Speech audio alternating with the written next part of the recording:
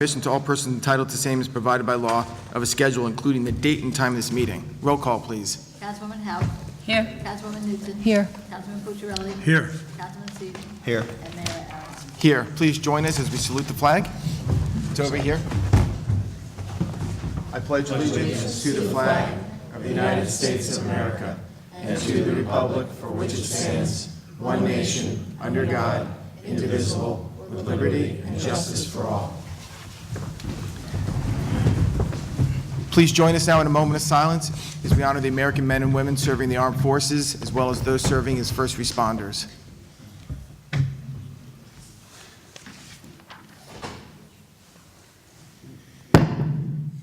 Great, thank you very much, everybody. Good evening and welcome. We basically have two meetings tonight. Let me explain what we're going to do. This is our night for a regular public meeting. So we're going to have our public meeting. We're going to do a couple administrative things. We have 3 proclamations, comments from the public, introduction to a few ordinances, public hearing on 1 ordinance, and then some resolutions. Then we'll have public comment again. We'll close this meeting, and then we're going to a special works session. And the focus of the work session is going to be the presentation of the impact studies that we had done in the context of the multifamily housing issue. So we're going to do our public meeting first, and then we'll move to the second meeting, the work session, to do the presentations. So with that, I move the bills, claims, and vouchers and statements of funds on hand as of February 29th, 2016 be accepted as submitted. Second? Howe. Yes. Newton. Yes. Pucciarelli. Yes. Seaton. Yes. And Aronson. Yes, I move that the village council minutes of February 28th, 2015, having been reviewed by the village council and now available in the village clerk's office, be approved as submitted. Second? Howe. Yes. Newton. Yes. Pucciarelli. Yes. Seaton. Yes. And Aronson. Yes, our first proclamation is to declare March Red Cross Month, and Councilwoman Newton's going to do that. As soon as Councilwoman Knudsen finds it. Here we go. Whereas the American Red Cross was established in 1881 and chartered by Congress in 1905 to act in times of emergencies, and whereas the American Red Cross is one of the nation's oldest and most recognized humanitarian organizations, and whereas local chapters provide compassionate care and immediate emergency services when disasters and other crises threaten to overwhelm families. And whereas the American Red Cross provides services such as health and safety and disaster preparedness training, emergency response assistance, reunification services for military families in times of crisis, and Holocaust tracing. And whereas the American Red Cross is a nonprofit nationwide organization with a rich history spanning more than 130 years, which depends on the generous contributions of time, blood, and money from the American public to support its life-saving services and programs. Now therefore be it resolved that the Village Council of the Village of Ridgewood does hereby proclaim March 2016 as American Red Cross Month in the Village of Ridgewood. Great, thank you very much. That's a good question. Dylan or somebody, is it possible to tell them in the hallway just to keep it down a little bit? Thank you very much. Appreciate it. The second proclamation will be to declare March Colorectal Cancer Awareness Month. Deputy Mayor Pucciarelli will read that. Thank you, Mayor. Whereas colorectal cancer is the second leading cause of cancer-related deaths in the United States, claiming more than 50,000 American lives each year. And whereas colorectal cancer is a major health concern for families in New Jersey. While anyone can get colorectal cancer, the risk increases with age, with 9 out of 10 cases occurring in people over 50 years old. And whereas colorectal cancer is preventable and treatable, whereas the New Jersey Cancer Education and Early Detection Program, the NJCEED, provides comprehensive education, outreach, early detection, case management, screening, and follow-up in all 21 counties. And whereas New Jersey statewide campaign to end colorectal cancer promotes education, awareness, and taking action against this disease. And whereas New Jersey statewide campaign to end colorectal cancer encourages individuals, organizations, and health professionals in New Jersey to collaborate with and partner on screening and educational awareness initiatives. And whereas this campaign is being conducted through the NJCEED program in the New Jersey Department of Health and Senior Services, with the overall mission of reducing colorectal cancer incidence and deaths. increasing colorectal cancer awareness and prevention behaviors, developing support partnerships, and extending and reinforcing the core message for behavioral changes. Now, therefore, the Village Council of the Village of Ridgewood does hereby proclaim March 2016 as Colorectal Cancer Awareness Month in the Village of Ridgewood, New Jersey, and urges our residents to educate themselves about colorectal cancer. Thank you, Albert. And our third proclamation tonight will be to declare March as DMOLA Month, and Councilman Seaton will read that. Thank you, Mayor. Whereas DMOLA is a character-building organization of young men from age 12 to 21, and whereas these young men are seeking to prepare themselves to become better citizens and leaders for tomorrow, and whereas DMOLA helps develop those traits of character which have strengthened good men in all ages, and whereas the organization has carried out the aforementioned goals over 90 years through programs of athletic competition, social activity, civic service, and charitable projects, and whereas the members of Ethan Allen Chapter DMOLA leaders of Bergen County and the Village Council of the Village of Ridgewood will observe the year of 2016 as the 97th anniversary of DMOLA International, so as to exemplify to all citizens here and everywhere in their many activities and to tender recognition to their millions of senior DMOLAs. Now therefore be it resolved that the Village Council of the Village of Ridgewood does hereby proclaim March as DMOLA Month in the Village of Ridgewood and calls upon the citizens of the Village of Ridgewood to join in saluting the young men in DMOLA and in expressing our grateful appreciation for the fine example set by them in contributing to the welfare of our community. Great. Thank you, Mike. You're welcome. All right, now we'll do comments from the public. Anyone wishing to make comments can step up to the podium. 5 minutes per person, 30 minutes total.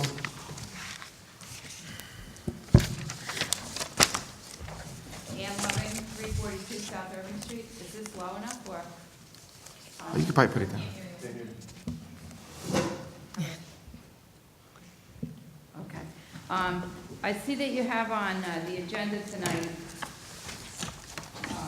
that you're introducing an ordinance about audio-video recording of public meetings. And related somewhat to that, it recently came to my attention that there is a police security camera in the Sidney Stolt room where most of the village council meetings do take place.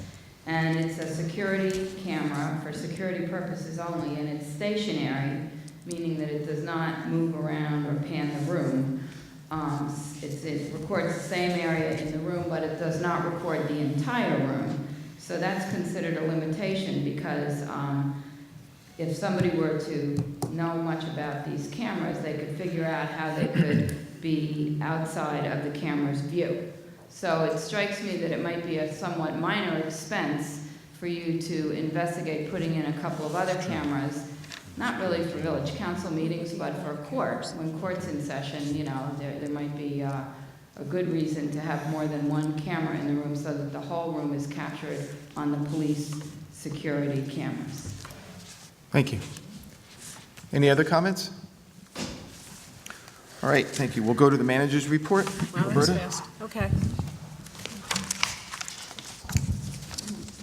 Thanks. I just want to say, Dylan, correct me if I'm incorrect about this, but we were testing streaming via YouTube using the high school's internet, and it is working.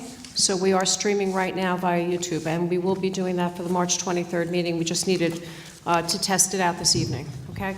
Great. Yeah. I just, usually the manager's report at a public meeting is a little longer because we kind of start first. But given the importance of getting to the studies and giving enough time for the studies, enough time for commentary and questions, I just want to cover one topic in the manager's report about water.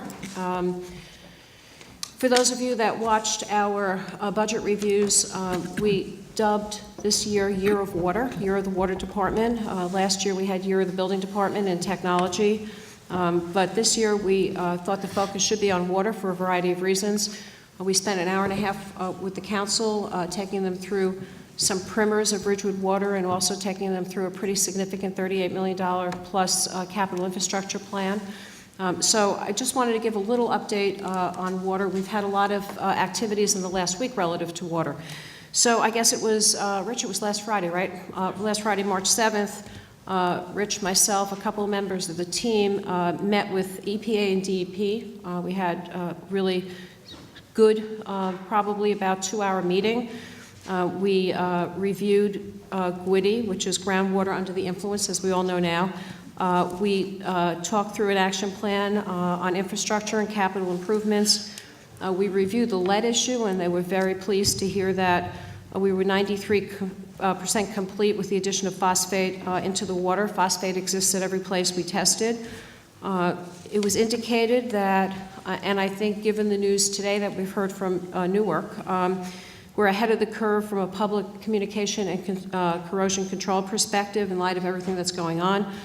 So the meeting ended, I think, on a high note. The DEP and EPA were really pleased with the progress. We're waiting for them to approve our plan, our action plan. So that was on Friday. On Monday, Mike was at this meeting. We had our first municipal forum with the 3 other municipalities that we service. That's Glen Rock, Wyckoff, and Midland Park. We had representatives that were both elected officials as well as appointed officials. It was very well attended, particularly from Glen Rock, who had six or seven representatives, mainly from their green team. We decided at that meeting that we would meet every 2 months. The intent is to really be customer-focused and customer-sensitive and listen to customers as well as exchanging ideas with them. The primary focus of the next couple of months will be conservation. So we've invited particularly their green team type people to be there. We talked about the challenges in conservation, both the aquifers, the private wells, the allocations. We went through actually the allocation state methodology with them, infrastructure. We went through some regional changes. We went through some strategies on restrictions as well as rates and incentives. And I think everybody thought it was a good meeting, and it went pretty well, I think. Don't you think, Mike? It was great. It was great. It was a great meeting. So we will be doing that every 2 months. The other news that probably many of you have heard is the DEP has advised that the Newark Public Schools temporarily utilized alternate water sources in 30 of their school buildings after elevated levels of lead were found.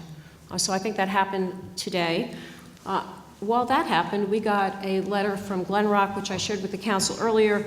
The Glen Rock BOE completed their lead and copper testing at all of their schools, and all of their sites tested well below the lead and copper limits. We're working with Dan Fishbein going forward with the Ridgewood schools. Okay. The last thing regarding water that I wanted to mention is I had an e-notice go out, I guess it was Monday, inviting the public to a forum on really how is water delivered to your faucet. And we're going to deal with current issues in the news. We're going to talk about sustaining water for the future. We're going to talk about budgeting capital investments and short-term and long-term strategies. Those meetings are going to be Thursday, April 21st from 9 to 11, and we have a nice amount of attendance at that meeting already, as well as Monday, April 25th in the evening from 7:30 to 9:30. So we've gotten a lot of positive feedback, and we're looking forward to doing those sessions with Ridgewood residents. I'm just going to go to events quickly, and then I'm done. BCUA has a hazardous waste disposal event happening in Moonachie from 9 to 3 on, I guess, it's Saturday, right? Paint, stripping solvents, etc. Remember, daylight savings begins March 13th, spring ahead. The Conservancy for Public Lands and Jacobson Landscaping is leading a cleanup effort at Twinney Pond Park on March 21st. And the Healthy Lifestyle Series, I wasn't sure if you were going to cover this, Mike, has its reforestation program Monday, March 21st, 7 to 8:30 at the Senior Lounge. And there'll be information on the Shade Tree Commission, Adopt a Tree, Community Forestry Management, and the sidewalk replacement project that we've been doing for the last several years. And that's my abridged manager's report. Good abridged report. Thank you, Roberta. We'll start on this side this time, Mike, I have nothing to report. I was going to just mention basically the same stuff about the meeting we had with the other towns in Ridgewood Water, and I was going to announce the reforestation program, but Sorry. we're good, that's okay. So I'm Stole his thunder. Thanks, Mike. Thank you. Gwen? Likewise, the only meeting I had since last week was the Conservancy for Public Lands, and I just wanted to thank them for the hard work that they do to keep the village beautiful, volunteering at its finest, and Jacobson Landscaping for volunteering to help them clear all the poison ivy and weeds in the park. Great, thanks. Albert? Nothing except, consistent with the role of the Ridgewood Arts Council, I feel compelled to report, albeit in the rearview mirror, that there were two wonderful performances this weekend, and I say it because they'll be back. These groups are not disappearing. One is Mac Brandon's Gospel Explosion. Reverend Brandon is the pastor of the AME Church on Broad Street. It was at Ramapo College Saturday. Unbelievable performance. I mean, it was just spectacular, is all I can say. And then the next afternoon, the Parlance group brought the Escher group, and as Michael Parloff said, they've come from recent tours in Berlin, Paris, London, New York, and of course Ridgewood. So it was really good to see talent of that quality, and the Parlance concerts continue going forward. We're really very, very fortunate in this town to have accessible to us such an abundance of art, and the Arts Council is trying to promote all those artistic endeavors, of which fortunately there are many. Great, thanks, Albert. Susan? So I have no actual reports, but I would like to make a few meeting date announcements. Tomorrow evening, the Historic Preservation Commission will be meeting in the Garden Room at Village Hall at 8 p.m. Monday evening, the July 4th Committee will be meeting at 7:30 at the Ridgewood Firehouse on Glen. July 4th will be upon us before we know it, and so it's important for anyone who's interested in helping and volunteering, please join us. Again, that's Monday evening, 7:30 at the Firehouse. Tuesday evening at 7:30 p.m., Village Hall will be the Planning Board meeting. Please check the website for our agenda. And let me just see. That's it. Thank you. Great, thank you. Now we'll move on to the introduction of ordinances. We have 4 of them to introduce tonight. Beginning with 3523. I move the first reading of ordinance 3523. Second? Howe, Yes. Newton, Yes. Pedrelli, Yes. Seaton, Yes. and Aronson. Yes, so ordered. Will the clerk please read ordinance 3523 by title? An ordinance to amend Chapter 3 of the Code of the Village of Ridgewood in Section 3-20 entitled Decorum to regulate the making of video and/or audio tape recordings at public meetings. Before this ordinance is adopted, I'd ask my colleagues to consider 2 edits that are very formalistic, and I'm going to turn to Matt Rogers since he brought them to my attention, and I think they're improvements. Yeah, I'd recommend that before introduction and publication for second reading, just to, I don't think they changed the intent of the ordinance, they just are word changes for the purposes of being clear. In the second whereas, if you look at the ordinance, in the third line, it talks about the public meetings to respect the need of the governing body. And this ordinance is really not about the governing body because this ordinance expressly exempt public meetings such as this, the council, where taping is already occurring. So instead, I think it would be instead of saying governing body, it should read volunteer members of the village committees and boards. And then the wording or the phrase public meetings has a connotation that it is subject to the Open Public Meetings Act. Certainly the council's meeting is subject to the Open Public Meetings Act. But some of the other meetings where our committees and boards where there's no official action to be taken don't need to be giving notice pursuant to OPMA, but invite the public to come. And those are the meetings that I think the intent and the purpose of this ordinance is geared towards. So wherever we see the wording public meeting in this ordinance, we just change to meetings open to the public. And I think that should suffice. And then I'll make those, with your permission, I'll make those changes, give it to Heather so she can publish it properly. Sounds Thank great. you, Matt. That's Does good. anybody agree? So actually, let's keep doing that. So just to be clear, because when we say open to the public, there would only be a handful. It would be the Planning Board, Historic Preservation Commission, and the Board of Adjustment, and then, was No, that? I think there are other Citizen committee safety, meetings that are open to the public. I'm sorry? CSAC is open to the public. Well, I mean as opposed to committees, like boards. I'm just trying to distinguish the No, difference. any meeting that is already taped is to be excluded from this Okay. ordinance. Got it. So Makes Board of sense. Adjustment, Planning Board, I believe they're already taped. And so Or at is- least a record is made. And so is Historic Preservation Commission then. So it would be the ones that would be meetings that are open to the public where they are not being taped and Okay. recorded. Thank you. Yeah, a good example would be the Ridgewood Arts Council. They're open to, meetings are open to the public, and no one, there is no taping or recording going on, at least that is known, and if there is, the idea is just make it known.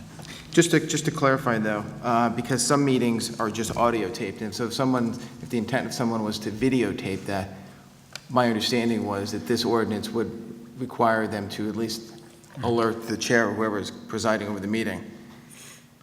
Is that? Well, I think if we look at this, the intent here was to, and I'll ask Albert where he wants that to go, but the intent here was to exempt meetings that were already taped or recorded.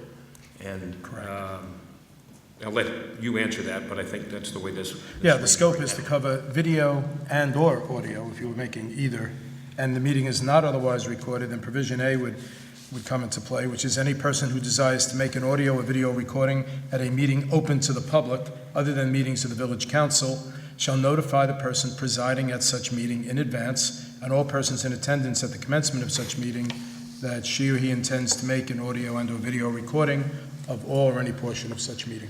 So is it your belief, is your intent, I should say, that if the meeting is being audio taped, then it's fine for someone to videotape it without notifying anybody?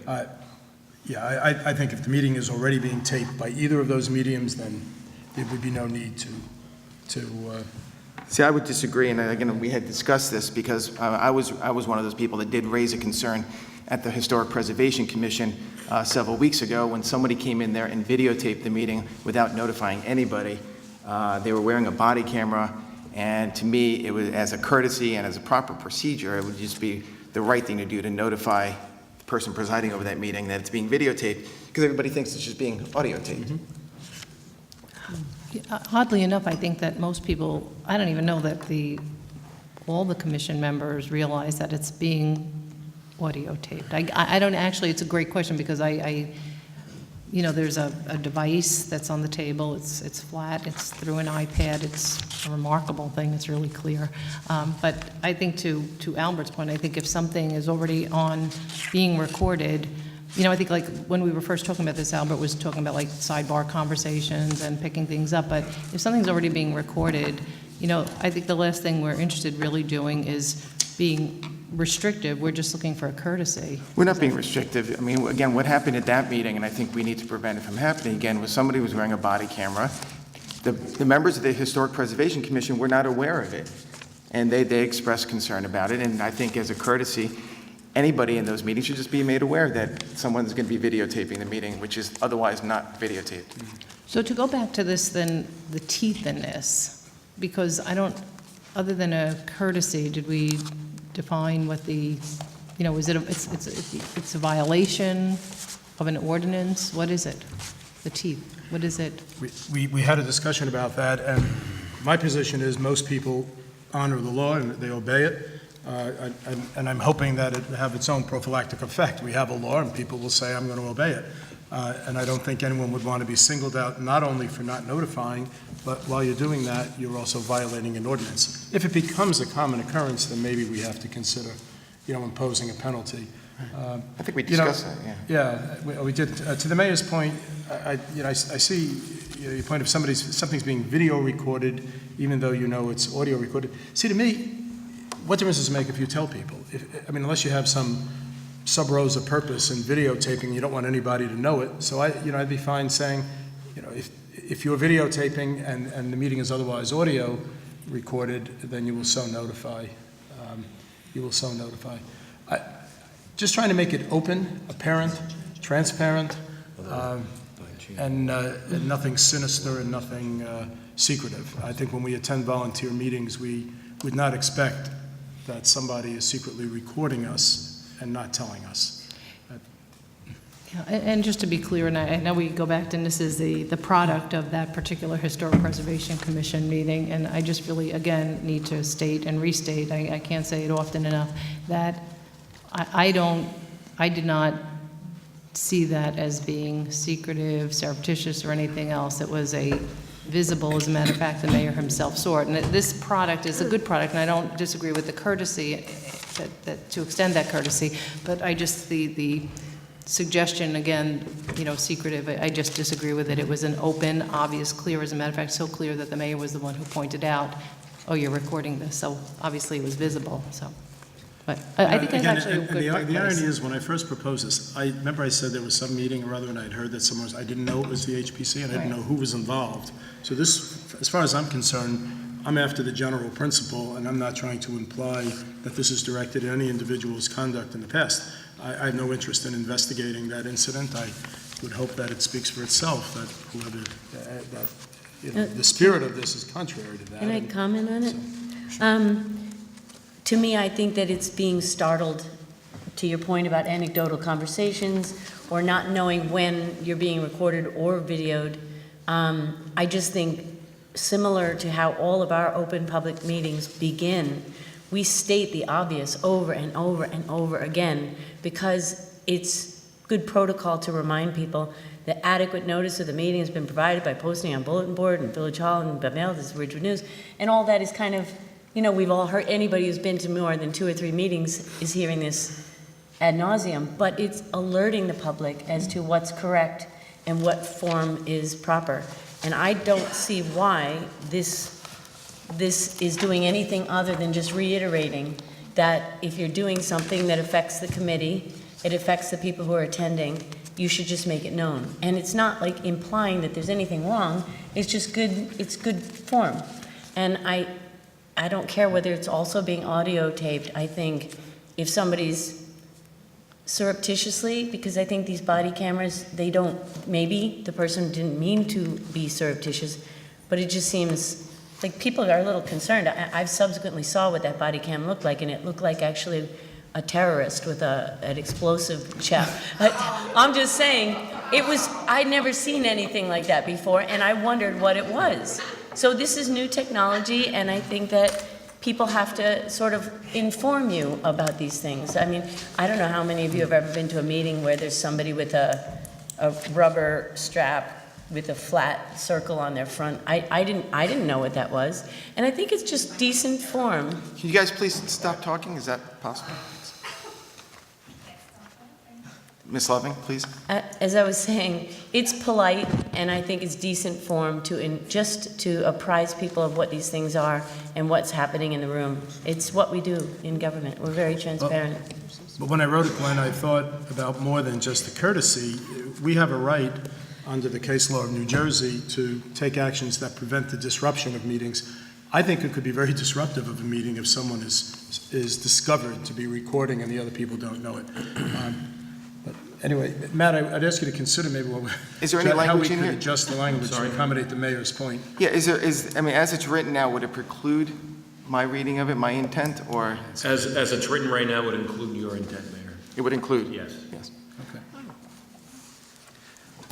Okay, we're Good. good. With that, I'm good. So if I move it, do I have to write, I move that it be adopted with tonight's recommended changes? With the amendment suggested on the record. Okay?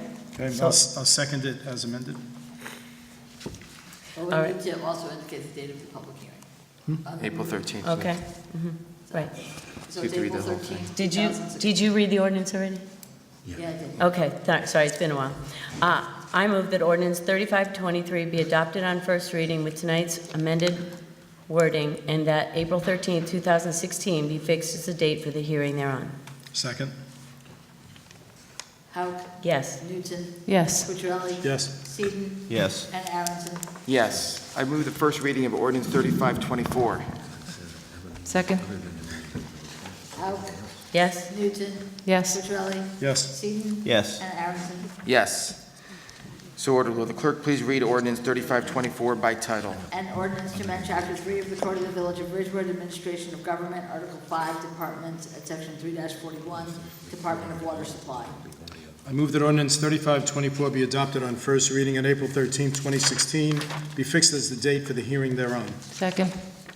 Hauk, Yes. Newton. Yes. Cucciarelli. Yes. Seaton. Yes. And Aronson. Yes, I move the first reading of ordinance 3525, please. Second. Hauk, Yes. Newton, Yes. Cucciarelli. Yes. Seaton, Yes. and Aaronson. Yes, so ordered. Will the clerk please read ordinance 3525 by title? An ordinance to amend Chapter 145, fees of the village code for day camp fees. I move that ordinance 3525 be adopted on first reading and that April 13th, 2016 be fixed as a date for the hearing thereon. Second. Hauk, Yes. Newton, Yes. Cucciarelli. Yes. Seaton, Yes. and Aaronson. Yes, I move the first reading of ordinance 3526, please. Second. Hauk, Yes. Newton, Yes. Cucciarelli. Yes. Seaton, Yes. and Aaronson. Yes, so ordered. Will the clerk please read ordinance 3526 by title? An ordinance to amend Chapter 145, fees of the village code to set grade and pool membership fees and tennis badge fees for 2016. I move that ordinance 3526 be adopted on first reading, and that April 13th, 2016 be fixed as the date for the hearing thereon. Second. Hauk, Yes. Newton, Yes. Cucciarelli. Yes. Seaton, Yes. and Aaronson. Yes, and we'll move to our public hearing. I move the clerk read ordinance 3505 by title on second reading, and that the public hearing thereon be opened. It's actually 3520. I'm sorry, 3520, I'm sorry. What's wrong in I Yeah. apologize. Second. Second was Councilman Seaton? Yes. Hauk, Yes. Newton, Yes. Cucciarelli. Yes. Seaton, Yes. and Aaronson. Yes, will the clerk please read the title of ordinance 3520? A bond ordinance providing for the 2016 road resurfacing program in and by the village of Ridgewood in the county of Bergen, New Jersey, appropriating $1,200,000 therefore, and authorizing the issuance of $1,051,000 bonds or notes of the village to finance part of the cost thereof. Public hearing is now open. I move the public hearing be closed. Second. Hauk, Yes. Newton, Yes. Cucciarelli. Yes. Seaton, Yes. and Aaronson. Yes. I move that ordinance 3520 be adopted on second reading and the final publication as required by law. Second. Hauk, Yes. Newton, Yes. Cucciarelli. Yes. Seaton, Yes. and Aaronson. Yes. The following resolutions numbered 16-74 through 16-86 will be adopted by consent agenda with one vote by the village council. They will be read by title only. Endorse submission of recycling tonnage grant. Approve budget reserve transfers. Title 59, approval maintenance of irrigation systems water fountains. Award contract, maintenance of irrigation systems water fountains. Authorize hiring of law firm for foreclosures of village-held liens. Award extension of lease agreement, coffee bar at Ridgewood train station. Award additional funding to contract maintenance of the water distribution system. Authorize change order, desilting and desnagging of Hohokus Brook and Saddle River. Reject bid, heavy-duty municipal dump body, water department. Accept gift from the Ridgewood Conservancy for Public Lands, lighting at Memorial Park at Van Ness Square. Approve Green Acres amended agreement, Irene Habernickel Family Park. Authorize shared services agreement, fire truck loaner, and award extraordinary unspecifiable services contract, parts, materials, and construction services, repairs to Bel Air Sewage Pump Station. May I have a motion? I move the adoption of the consent agenda. Second. Hauk, Yes. Newton, Yes. Cucciarelli, Yes. Seaton, Yes. and Aaronson.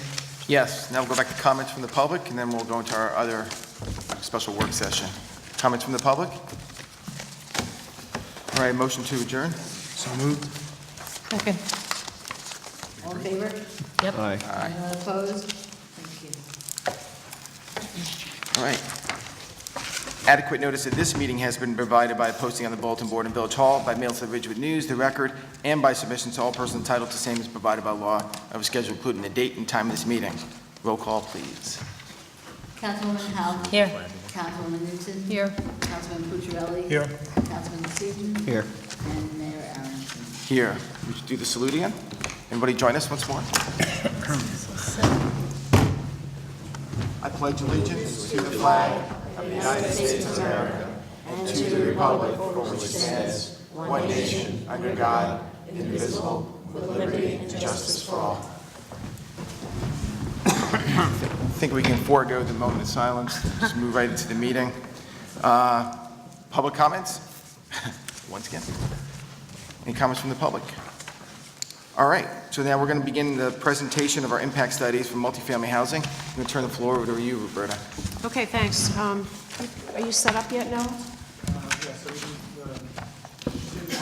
Yeah, the village council is going to move down there because the screen is going to come up. I'm just going to introduce this very shortly, quickly. As you know, many weeks ago, we contracted, the village council agreed to contract with a new number of consultants to work on multifamily housing studies.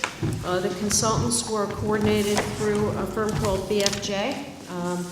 And what I'm going to turn it over to Noah Levine at BFJ, as well as, I guess, Frank Fish.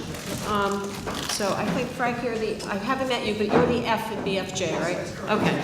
Frank's the F. For those of you who have seen their presentation before, when they were putting a proposal together, it was usually Susan Favati that was here.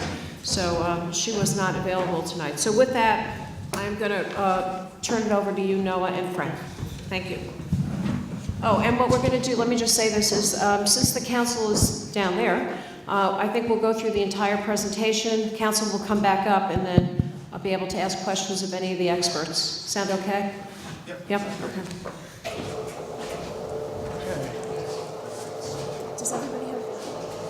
Susan, do you need a copy? Mike, do you want a copy? Do you want an extra copy? Great. Works. Thanks, Roberta. As Roberta mentioned, we were retained by the village to look at the zoning impacts in the downtown area. Yeah, I'm going to introduce the team. My name is Noah Levine. I'm a planner at BFJ Planning. I'm joined by Frank Fish, who's the principal at BFJ Planning, Ross Haber, and Gordon Meth from RBA Group. Do you want to introduce yourselves real quick, or maybe each of the consultants are going to present their individual areas. This is our team. BFJ Planning, we all worked on different components of the plan. BFJ Planning worked on the build-out analysis and the impacts on community services and infrastructure. RBA Group, so Gordon worked on the traffic impacts. Ross Haber worked on the impacts to the Ridgewood School District. And Urbanomics worked on fiscal impacts. Tina Lund from Urbanomics wasn't able to attend today, so we're going to present her material. But we work closely with Urbanomics. We share office spaces with them, so. Just to kind of, this process just as well as the history of it, as well as we do.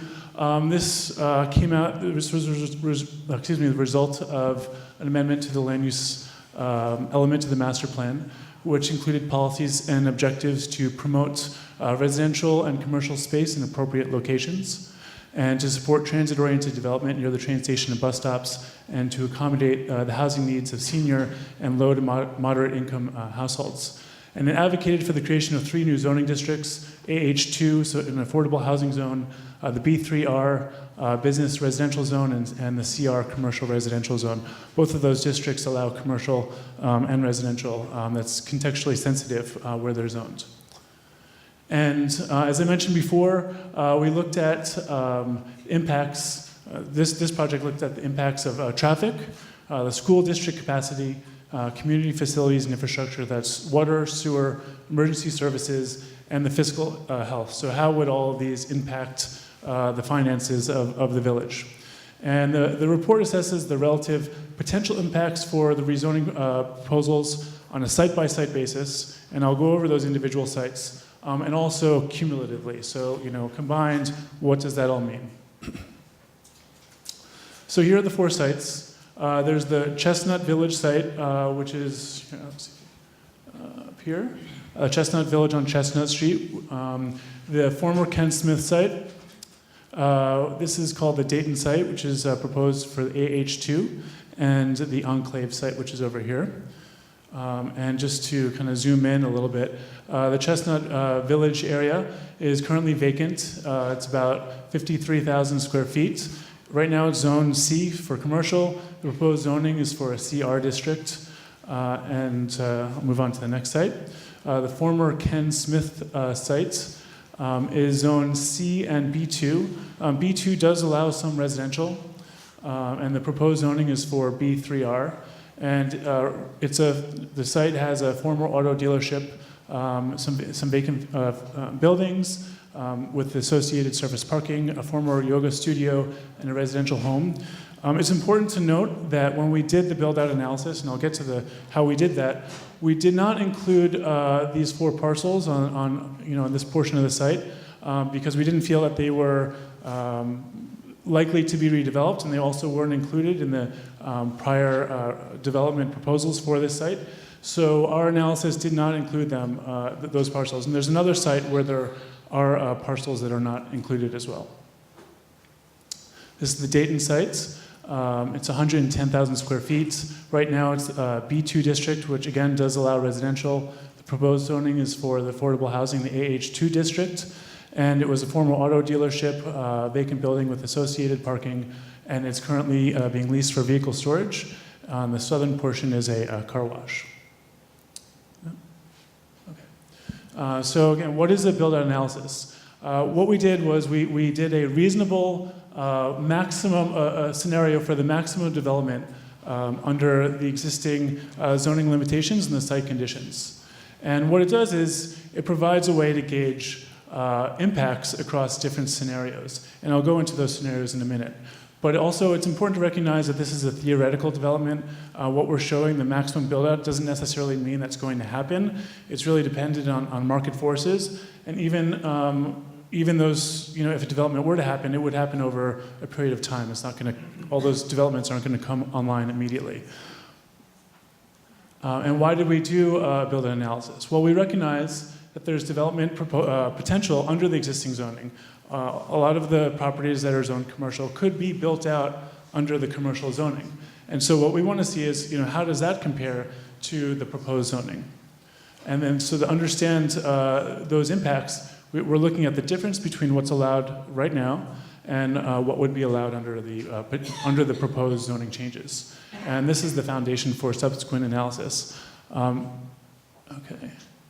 So we looked at three scenarios. The existing zoning, which only having non-residential uses, so commercial uses on all of the sites. The second scenario was under the existing zoning, commercial uses and residential uses were allowed. So for example, on the B2 site, we tried to fit in as much residential as we could with the commercial. And then the C alternative was the proposed zoning with residential and mixed use were appropriate. So we didn't have mixed use everywhere. It was, when it was appropriate in the downtown area. And we used, the numbers that we used were 35 for residential, 35 units per acre. That was the maximum that we used. In prior development proposals that were for these sites, they had much higher residential densities between 40 units per acre and 50 units per acre. So ours used 35 units per acre. So how do we do it? We determine the portion of the site subject to redevelopment, and I showed you those portions in the prior slide. We establish reasonable assumptions on the bedroom mix, unit size, other things like parking, so we could find out exactly how much, residential, how would residential impact the site with regards to parking and versus commercial. Consider the realistic use of the site, so where would mixed use be appropriate or would it not be appropriate. And then we use the maximum residential allowed. So this is important to recognize because on all of our build-out analyses for each of the sites, it's not, you wouldn't be able to fit any more residential in. We use 35 units per acre as the maximum, and then we added in as much commercial as we could to kind of fill out the site. And so, just to repeat, that last slide kind of says it, is we maximize the remaining floor area for commercial uses. So here's the kind of the summary of what we found. So for alternative one, the existing zoning where you have all commercial, the total floor area was 120,000 square feet. Alternative two, over here you have 166 total thousand square feet and 362,000 square feet for the third alternative. Most of that is in residential. For as far as unit count under the under alternative one, you have 0 units. Alternative 2, under the existing zoning, you would get 70 units, and alternative 3, you would get 247 units. So this build-out analysis was the basis for which the rest of the analysis was conducted. This was the core for the rest of the analysis. We went back and forth with Roberta and with Blaze to ensure that our numbers were correct and what we like to call, appropriately conservative. We tried to be, give it a realistic assumption, be very objective about it, and be conservative and saying this is the maximum that you could build. So now I'm going to hand it over to Gordon Meth to discuss the traffic study. Good evening, everyone. Oh, Noah, the flipper. Okay, as Noah said, my name is Gordon Meth. I'm from the RBA Group. I'm a professional engineer within the state of New Jersey and a professional planner with an expertise in traffic engineering. So, as part of the traffic analysis for this redevelopment site, we studied 10 different locations within the downtown, with, as shown in this map.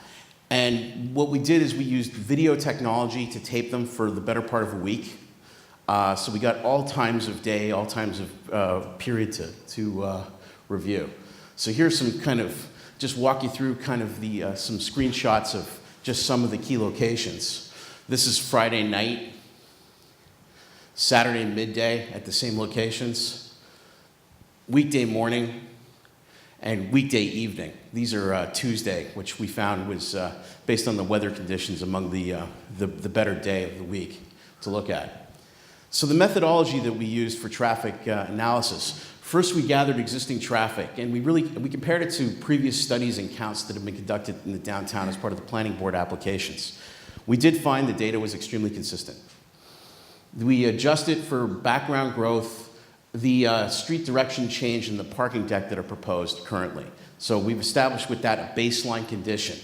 And more importantly, within that, we put in sort of annual background growth on the various roadways so that we're looking at things in a proper future context, not in sort of a here and now. Then we projected traffic for each scenario, and within that, we accounted for transit and walk use. In a downtown environment, one has to understand that, first of all, you have good access to transit, so residential trips, there's going to be a portion of them that use transit. Number two is the retail components of all these developments, which really are much larger and stronger in the sort of as-of-right development, the base cases, shall we say. Those trips don't generate the equivalent that you would find in more suburban strip malls and other centers. It's more, a good portion of them are basically linked to other downtown trips or walking trips. So we've accounted for that in our analysis. Then we analyzed all our critical intersections for impact. We settled on 3 time periods that we would review to kind of get a flavor of how anything could be impacted in any time of day. That would be the morning peak hour. That's a typical morning peak hour. The weekday evening peak hour, the commuter peak, when traffic is at its highest and trips from sites would be at their highest. And the Saturday midday. What we did find is at some intersections in downtown Ridgewood, Saturday traffic is about 25% higher than it is in the evening peak. Saturday is really the more critical time period. The Friday evening was very similar to the Saturday, but lower. So, we use Saturday as that basis. What we found comparing trips, first of all, we looked at those 3 time periods, as we said. Each of these existing sites has something on it right now. Many of them are actually used for commuter parking, so we've had to account for those trips. And when we look at what's coming in and out of those 4 sites, we find that on Saturday midday it's about 93 trips, weekday morning 98 trips, and weekday evening 124 trips. Under scenario A, which is a commercial intensive development scenario, as Noah laid out earlier, we find that it's going to generate close to 300 trips in the morning peak hour on those sites combined, 413 trips during the weekday evening, and 615 trips in the Saturday midday. Scenario B is very similar, a little less in the morning and weekday evening, but a lot more on Saturday because it has had much more retail component. Then the proposed redevelopment generated 198 trips for the weekday morning peak hour, 241 trips for the weekday evening peak hour, and 455 trips in the Saturday midday, less than any of the as-of-right developments. A key part of that is the fact that per square foot, residential developments generate far less trips than an office building or a retail or restaurant, a retail complex or restaurant. So that's what we found in that front. Then we looked at all the various locations. Of the intersections we looked at, 5 of them are signalized. Now, at 3 of them, we really found the development, any of these downtown developments didn't really have impacts. There were 2 where there were impacts and issues. And these issues were the same for all 3 scenarios. So any development in downtown would have these impacts. That's an important point. The first is Franklin Avenue and Garber Square and North Broad Street. This intersection, as everyone in town knows, this is one of the ways to get underneath the rail track. You go up Broad Street, make a left. Well, right now there's almost nobody coming across from you. Once you introduce a development, you have trips coming at you, coming out, and you have to yield right of way if you're turning left to that traffic. For that reason, that's going to become a pressure point. There is a way to fix it, a left turn arrow. And I think that the appropriate treatment would be whenever that redevelopment comes in, that signal be looked at, revised, and modified as part of the access. The next intersection that's potentially an issue is Franklin Avenue, North Maple Avenue. Now, Franklin Avenue has an offset. Obviously the east and west legs are offset, and right now they operate under separate signal phases, so the traffic doesn't conflict. That's necessary for safety, but what it does is it leads to a lot of delay there all the time. So any new development will have impacts there, and it's going to be far worse on a Saturday than it is during either commuter peak hour, based on the analysis we did. One of the ways to deal with that, and one of the important things, is that the proposed rezoning will have less impact on that than full build-out under the current zoning. But one of the ways to deal with that is to potentially actuate the eastern leg. It's a residential street. There's not traffic there all the time, but the light changes for it all the time. There's not a lot of pedestrian traffic there. Often detection of vehicles, which is a great thing in suburbia, is the enemy of pedestrians. Pedestrians prefer pre-timed operation. It's better in a downtown to be pre-timed. So most of your downtown is appropriate. In that one leg, though, if you detected traffic and only changed if there's somebody waiting, it'll probably skip. It won't be actuated half the time, and that'll reduce delay for all users, an average of 5 to 10 seconds a vehicle. The next area we looked were the unsignalized or stop-controlled intersections. For 2 of them, or 3 really, there were no issues. But there's 2 that are particularly challenging with any development.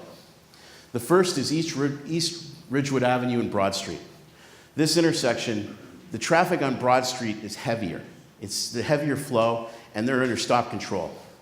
Now, I watched hours of videotape, and people there pull rolling stops all the time. It also happens to be the highest concentration of pedestrians at any intersection in the downtown. On Saturdays, there's about 400 pedestrians an hour going through that intersection. So now it works today, and it could work in the future if nothing develops. But any development, particularly the Dayton site, will potentially impact that intersection to the point where on Saturdays it won't work that well. It won't work. The appropriate technique to deal with that, one approach could be an always stop. Based on my analysis, that will actually function almost all the time, although it may be appropriate to maybe have a police officer there to support operations on a Saturday afternoon. That would be the one thing I would say, the one caveat. A signal would also work there, but the problem with signals in a downtown is you have to sit and wait all the time, whether you got traffic or not. It adds unnecessary delay. So it's a trade-off. The next intersection we looked at was Franklin Avenue at Chestnut Street. Now this intersection is going to be a problem, particularly for any development at Chestnut Street. And the main reason is it is very close to the signalized intersection of Franklin and Oak in one direction and Broad and Franklin in the other. The stacking for that blocks it, particularly on a Saturday and the weekday evening, to the point where that intersection is going to have problems functioning. The best course of action for that would probably be to prohibit left turns and through movements out of either end of Chestnut Street and send people around the block. The numbers aren't that high of people making the move, but it only takes one to back up traffic, 5 or 6 cars. And basically going around Robinson Lane and Oak Street, if you're in the north, or coming around to East Ridgewood and making a right and a right, would take you the same way with minimal detour. So the conclusion of the traffic analysis is, first of all, the proposed rezoning generates less traffic than the maximum potential development under current zoning. The proposed rezoning has less impacts on the various problem locations and movements than development under the maximum zoning. And any development is going to lead to issues at 4 locations that I discussed. And these can be mitigated to at least existing conditions or better with some minor fixes. With that, I'm going to hand it over to Ross for our next presentation.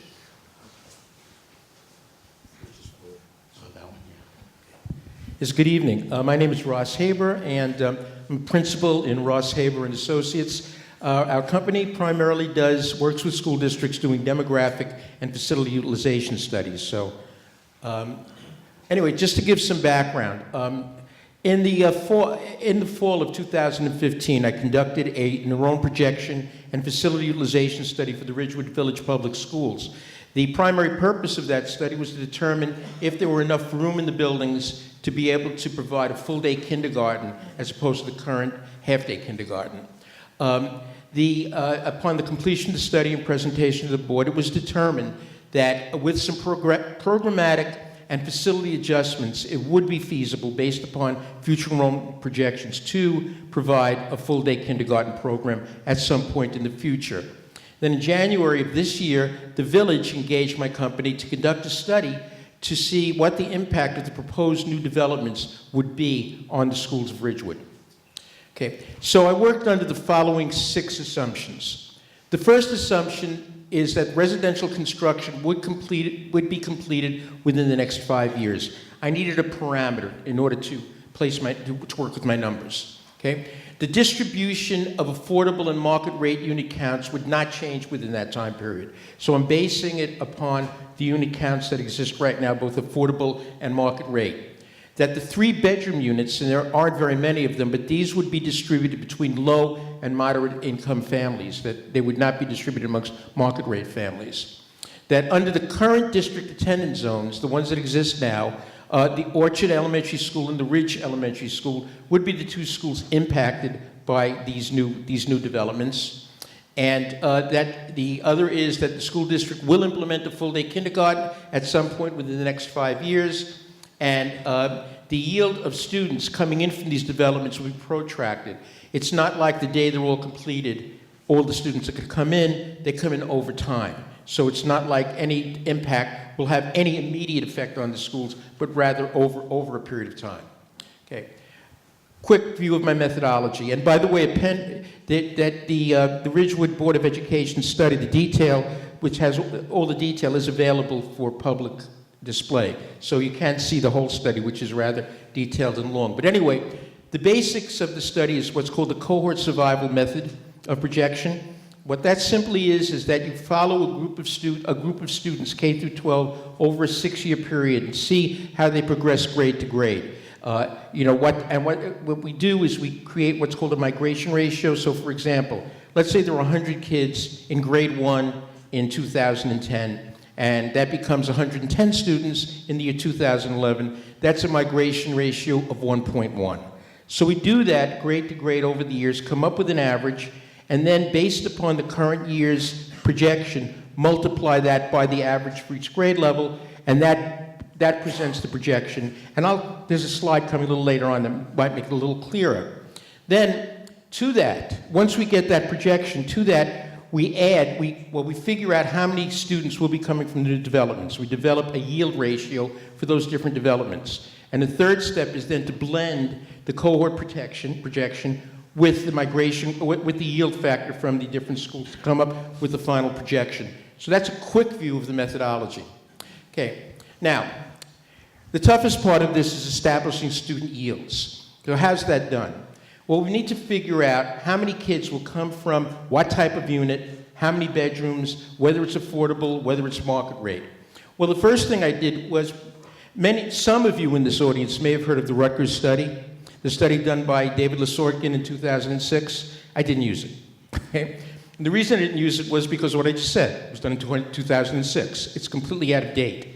So what I've done is a couple of things. I used my own experience, but the best data was to look at what actually happens in Ridgewood. And what actually happens in Ridgewood is this. There are currently 835 multifamily units in the district. From those 835 units, the district, according to the district, is yielding 204 students. So by simply dividing the total number of units by the total number of students coming out, we come up with a yield ratio. The average yield ratio for all apartments is 0.2443, meaning for every 100 apartments, you could expect 24.3 children, something along those lines. So we came up with that average yield ratio. Then what I needed to figure out is how to apportion that average yield ratio to affordables. There is currently no good data on the state level. I checked with Rutgers and a number of other places. There's no real good data that tells you what the relationship is between market rate students, the average yield, and affordable. However, experientially, I have found that on average, throughout different districts I've worked in the state, it's about a 1.5 to 2.0 ratio. In other words, for every one market rate kid, you get 1.5 to 2 affordable unit kids. And that's, so to use the, what was the word, how did you put it? To be appropriately conservative, okay. What I did is I used a higher number. I'd rather err on the side of a higher number than a lower number. So I used a 2-to-1 ratio, okay. So, and then what I needed to do was I needed to apportion it by unit type. Now, there were 3 unit types that were listed. One was 0 to 1 bedrooms, one was 2 bedrooms, one was 3 bedrooms. I worked on the assumption that studios would not produce any children. So I halved the yield coming out of those apartments. So I only counted 1/2 of the 0-1s. It just seemed like a reasonable thing to do. Okay. So there's where I came up with what I came up based upon the yields. Okay. I used 98, there were 98 market rate units that I rated in here.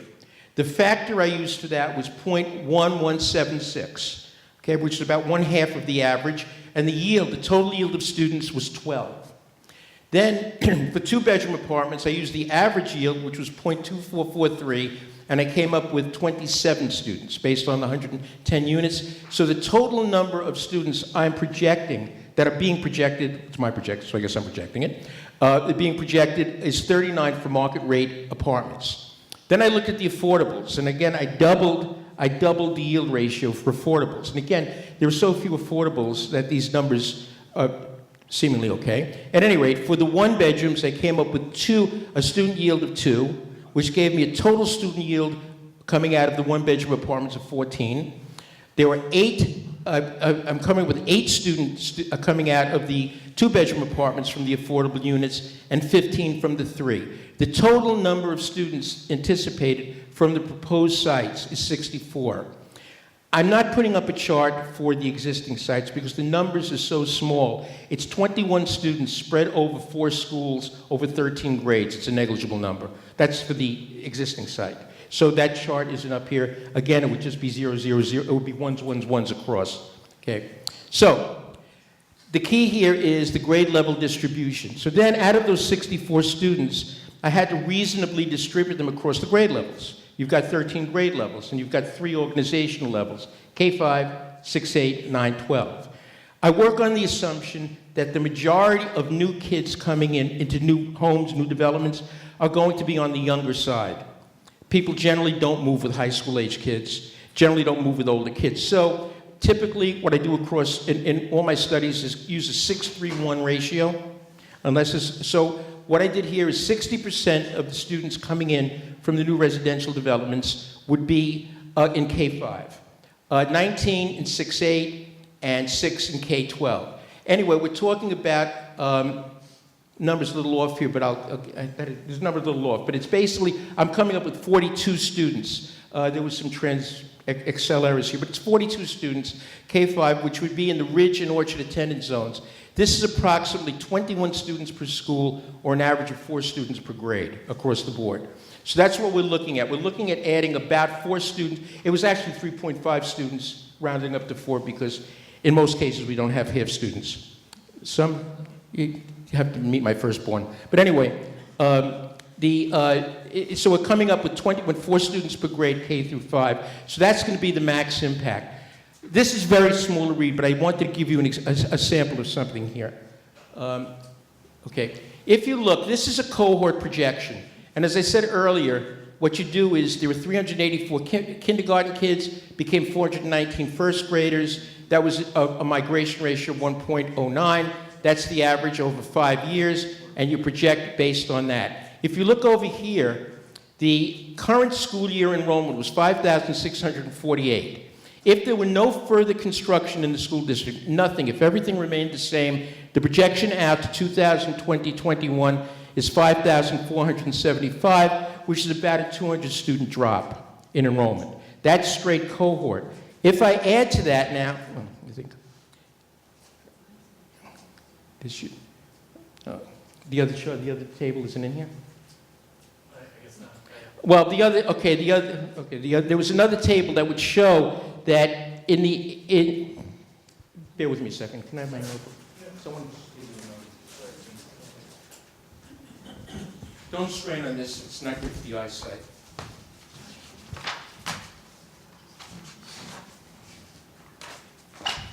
Okay.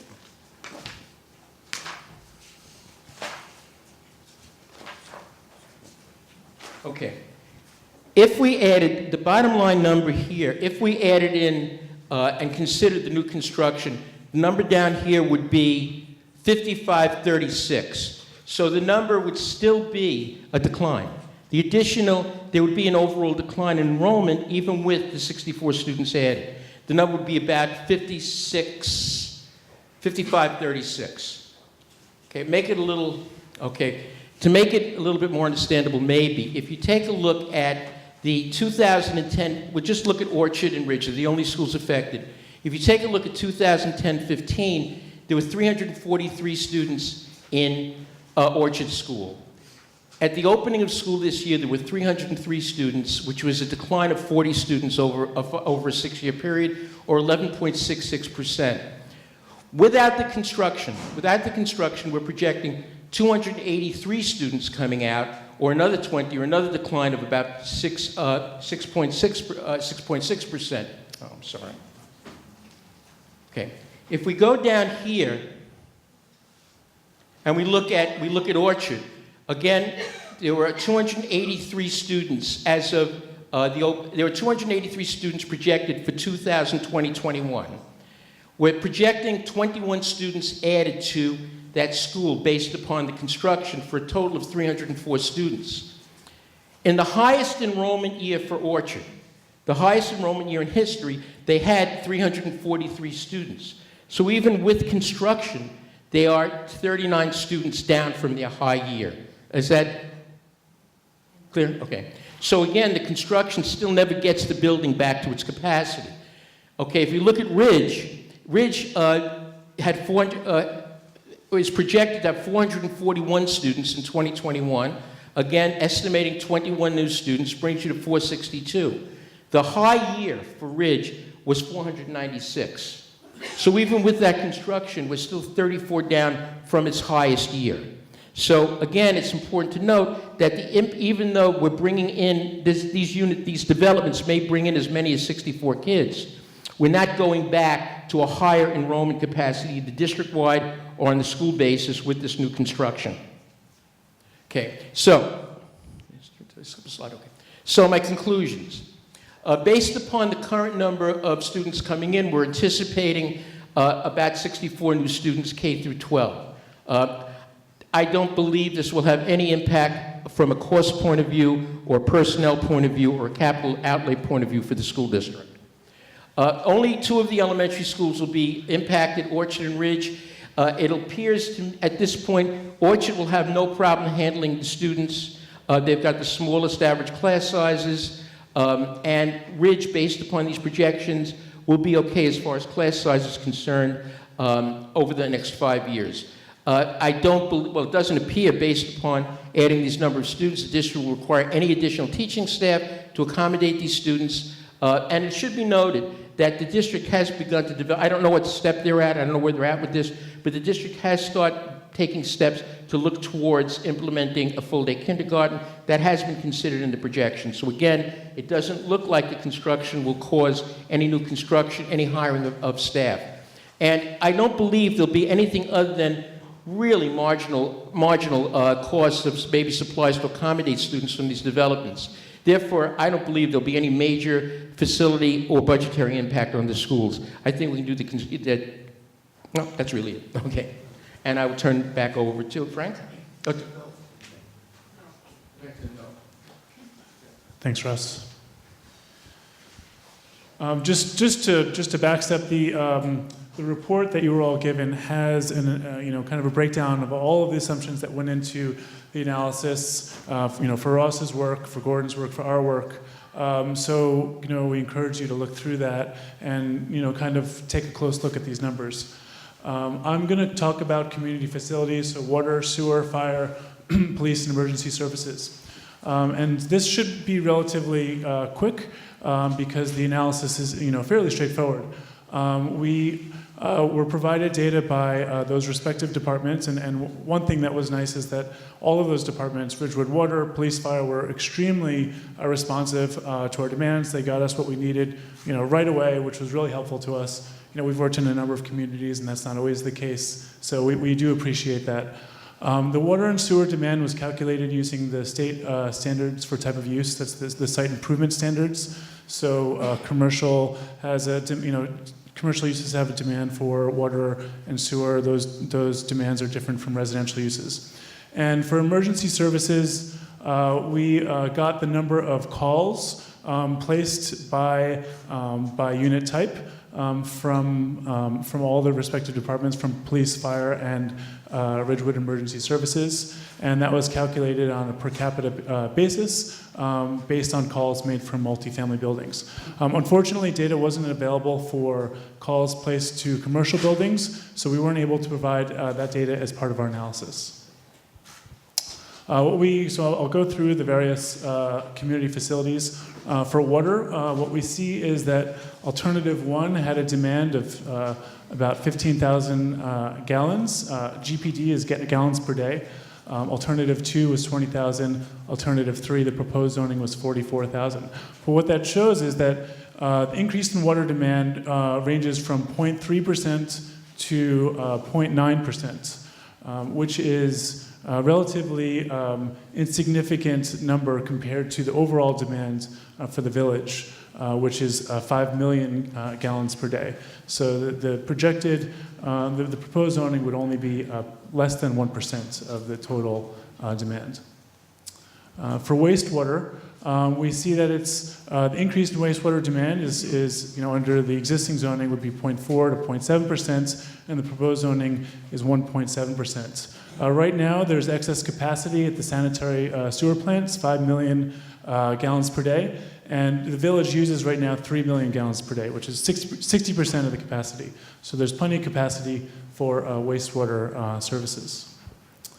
For police, we got the number of calls placed annually and figured out by day, and what we see is the increase in annual calls. The NA kind of shows that we weren't able to get data for the commercial, so under the existing zoning and commercial, we weren't able to determine that. But for Alternative 2 and Alternative 3, it represents a 0.3 and a 1.1% increase respectively. And we had discussions with the police department and determined that while there might be some increased services required for the development, it's not expected to call for a demand for increased staffing or improved facilities. The same is true for the fire department. The Alternative 2 is 0.7% of an increase in annual calls, and Alternative 3, the proposed zoning, is 2.6%. And again, the impact would be minimal, and we wouldn't expect an increase in staffing or improvement to facilities.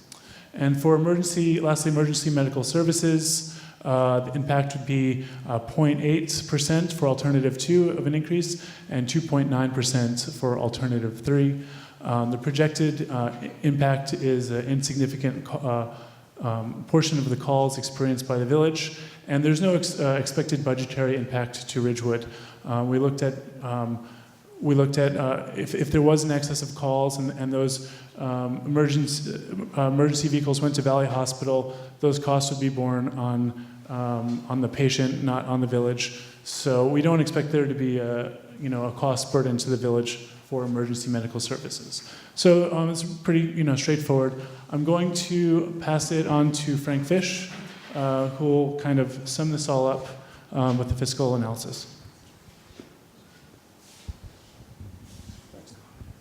Thanks, Noah. As Noah said, I'm Frank Fish, and with BFJ Planning.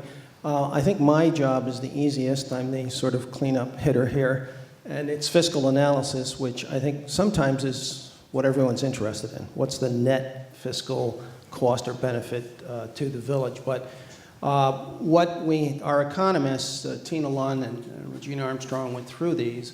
We're trying to determine the balance of tax revenues to municipal costs. Sometimes there can be a significant cost, and the reason I'm going last is we wanted you to hear from Ross, for instance, on the school, because the school's 2/3 of your tax base, or about 65%. And you wanted to hear on traffic because that's usually the major improvements that need to be made. So what we wanted to do here is go through the assessed value of the build-outs.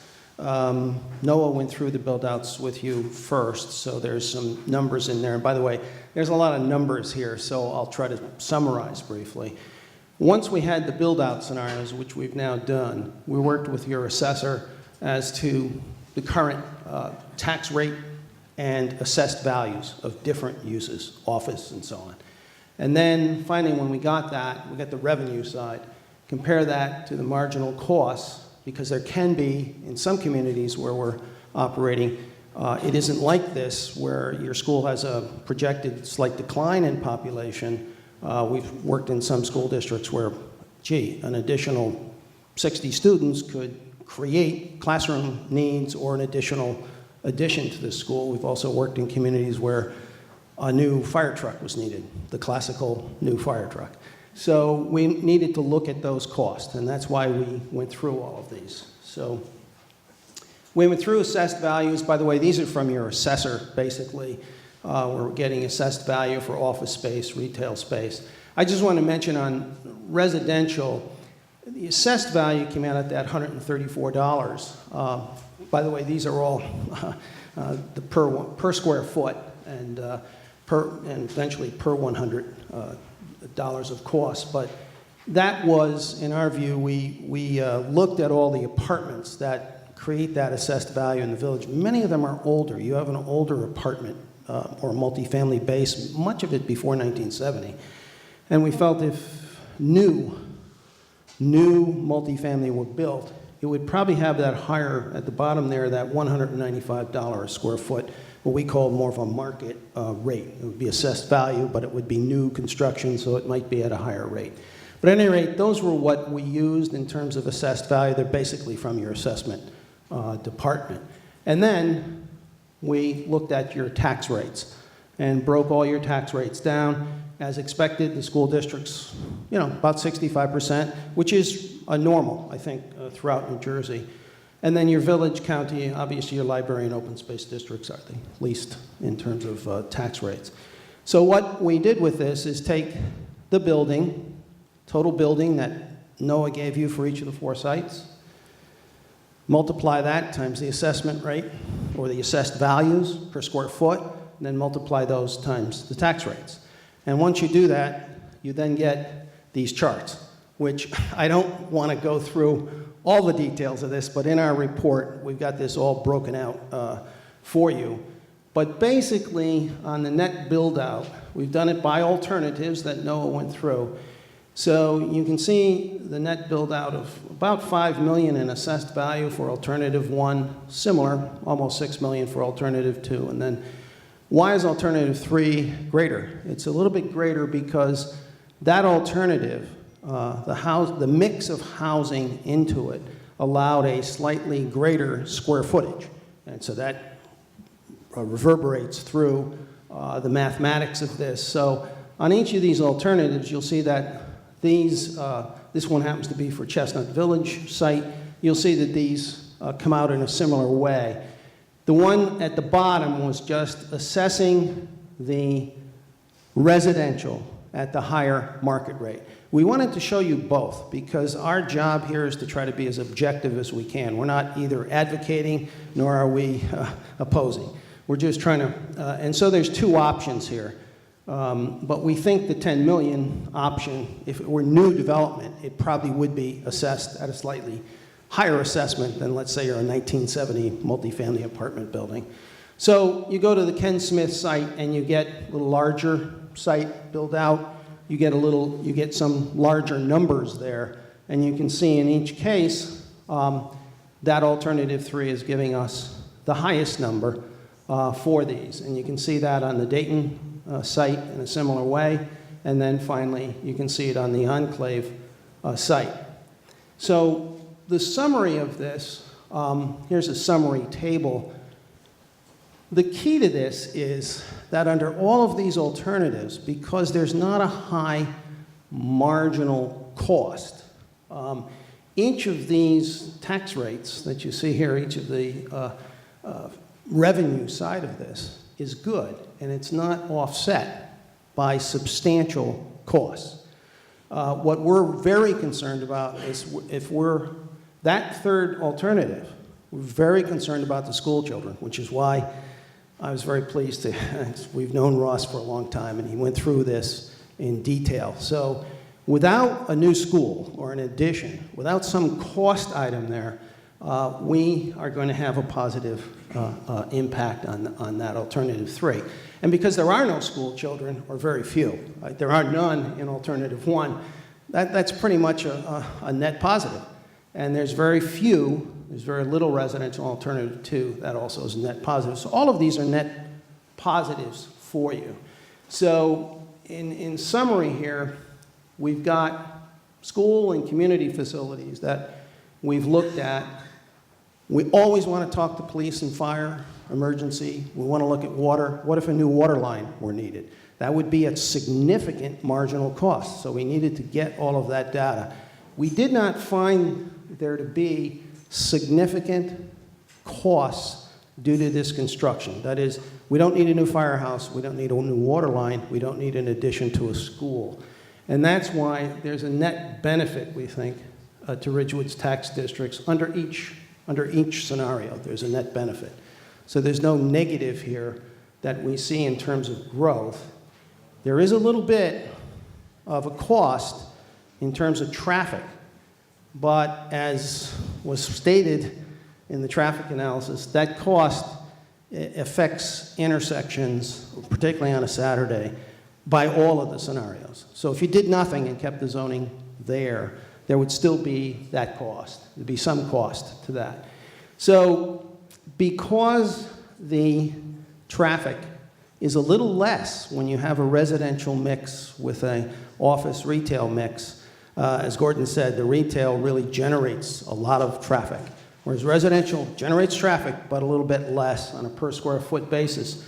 The greatest benefit here, we believe, when we look at marginal costs and net tax income, the greatest benefit really is alternative 3. We think that that has the least traffic cost to it in terms of improvements. It has significant school impact if the school had to spend any additional money for a new school or a new addition, but in this case, the school does not. So really, the greatest tax benefit is the proposed zoning alternative. So with that, Roberta and Paul, I'll turn this back to you. I guess we'll put the screen up.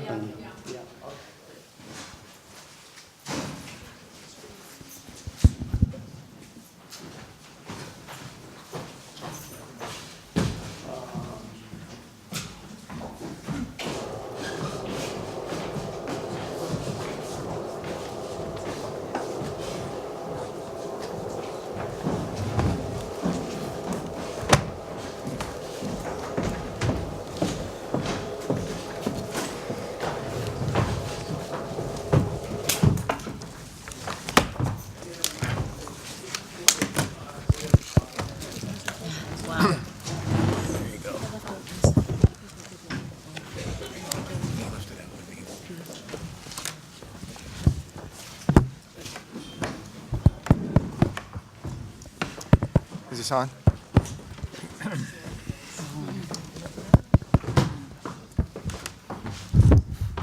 don't think we're on.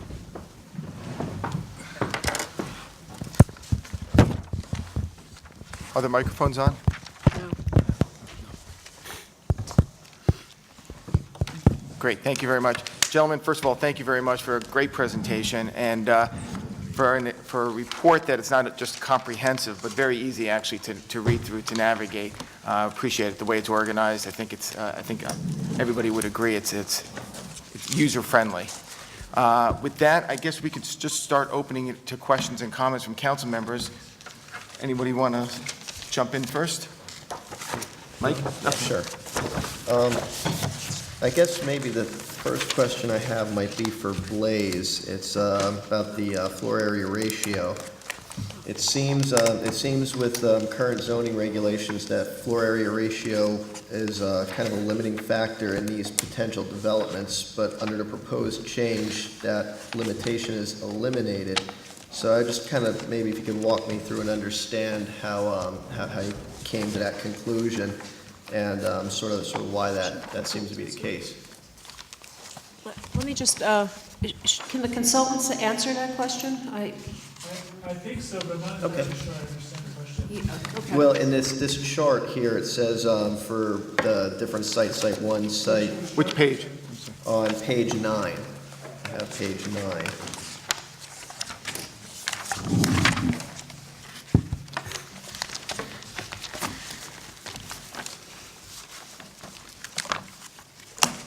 Okay, so if I can... I need you to come up. Yeah, Do you have a microphone? Oh, yeah. So I'm not entirely sure if I'm going to answer your question, but I think there's something what might be helpful to explain this chart. What we did was first we maxed out the residential density, so 35 units per acre. And then we added as much commercial, non-residential as we could until we reached a limiting factor in the zoning code.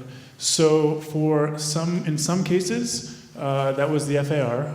If we reached, I believe, for each of the zoning districts it was different, but there was I think 150% was some of them. We have listed our assumptions on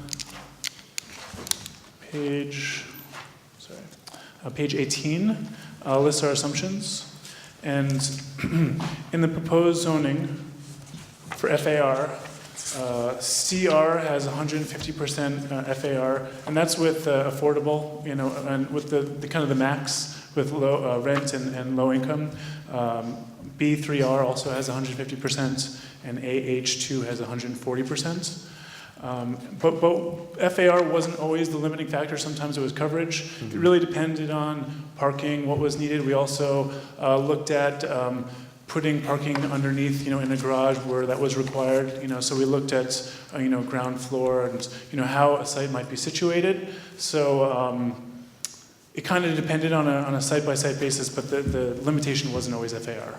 Right, yeah, it wasn't in every case, mostly in the second scenario under mixed use, scenario B, for existing zoning. But I guess the increased allowance of floor area ratio has kind of taken that limitation out, I guess is basically what I'm getting at. Yep. When a developer looks at this, because we work for a few of them occasionally, they'll say, what's the maximum FAR, thinking they can build out to that. But then when their architect really develops it, you've got to look at the parking ratios, which usually create the tougher one to meet than the building coverage and the height. So you've got to take all of those together in the build-out scenario. And that's what Noah tried to do here. So it's not a perfect, it's not a perfect analysis. The other type of assumption he'll make is, or she will make, in order to maximize an FAR, sometimes they'll have to do structured parking, which is can be expensive. So we made assumptions on that also. We hope we made some reasonable, assumptions across the board. Just to make clear, we felt that structured parking wasn't needed because with the 35 units per acre, you could fit that in, and then you could also fit in non-residential, and there wasn't a need to to increase the amount of parking. We'd already increased the maximum amount of residential you could have. Okay, thank you. I have some other questions. Hold on. Okay, I guess this one has to deal with schools. Were special needs students taken into account in in any of these scenarios? The answer to the question is no. And the reason for that is that there's really no way to project. We recognize that special needs students are incredibly more expensive on a per-student basis than a general ed student. The problem is there's no real way to know the number of special needs students which would come from these 64, because kids are tested on an annual basis. They have to go before the child study team. The assumption is that on a yearly basis, a school district doesn't really know that either, so they set aside funds to cover the contingencies. But no, the answer is no, because there was really no way to do that. Okay. Yeah, I mean, I'm talking to parents and residents in the village. It's kind of known that the Ridgewood schools have a really exceptional programs for special needs students, and parents with those special needs students would normally want to get into Ridgewood somehow. So I was just wondering if maybe there's some way to take into account that, or if that'd be necessary too. I could give it a little more thought, but it is rather difficult. You could do it on a percentage basis, what's the current percentage now, but the problem with that is that special needs covers a wide array of things. Is it self-contained special needs? Is it resource room? Is it pull-out? So it's just such a wide number. But again, the district does a great job. I've been in the schools a lot. So having said that, the district is also always obligated to take care of special needs students. So that is kind of an assumption built in anyway. Okay, thank you. And I have another question about the I believe there was a recommendation to upgrade the sewer lines in the report because they are currently 8-inch lines, and I was wondering if that's the case, then who would be responsible for paying for that? Can you refer to a page just so I can just make sure that I'm... Page, hold on, it says.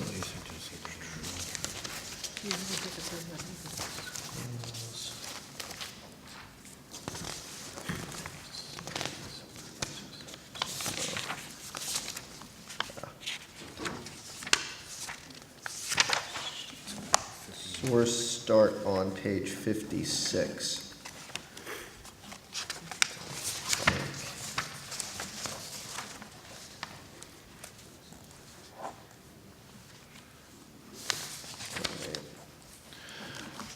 I'm sorry. I think what we recommended in the report was that detailed sewer-related infrastructure. Yeah, it's on page 58. I'm sorry. Right, as opposed that would be addressed when an actual development were to come before the village, as part of site engineering and design, and so that they would have to provide their fair share as far as sewer upgrades. Does that seem? Yeah. Okay, thank you. And I know, Noah, at the beginning of your presentation, you said that you didn't think that all of these would come online at once. So I was wondering what kind of time frame you were thinking of when you said that, because it seems at least 3 of them were probably ready to go to site plan as soon as the zoning changes are made. So I was just wondering if... We think they're going to vary, depending, as you said, on the different sites, the 4 different sites. And they'll be dictated by, it's very hard right now, because they'll be dictated, one, by the market conditions, but also by the bank financing. There's several developers that we're dealing with now that are really wishing to move because they're worried about this cycle, this economic cycle, and there's various views of it. Our economist, has one view, and actually Wall Street has another. And so it's hard for us to project, except to say, obviously, where there's someone in with an application and they have a bank commitment now, they could move quickly. On some of the other sites where that may not be fully true, it could take, it's going to be a market. Some of these we found where we've done this in the past, we thought something would develop in a 5 to 7 year time frame, and it took a 10 to 15 year time frame, simply because, quite frankly, 2008 hit.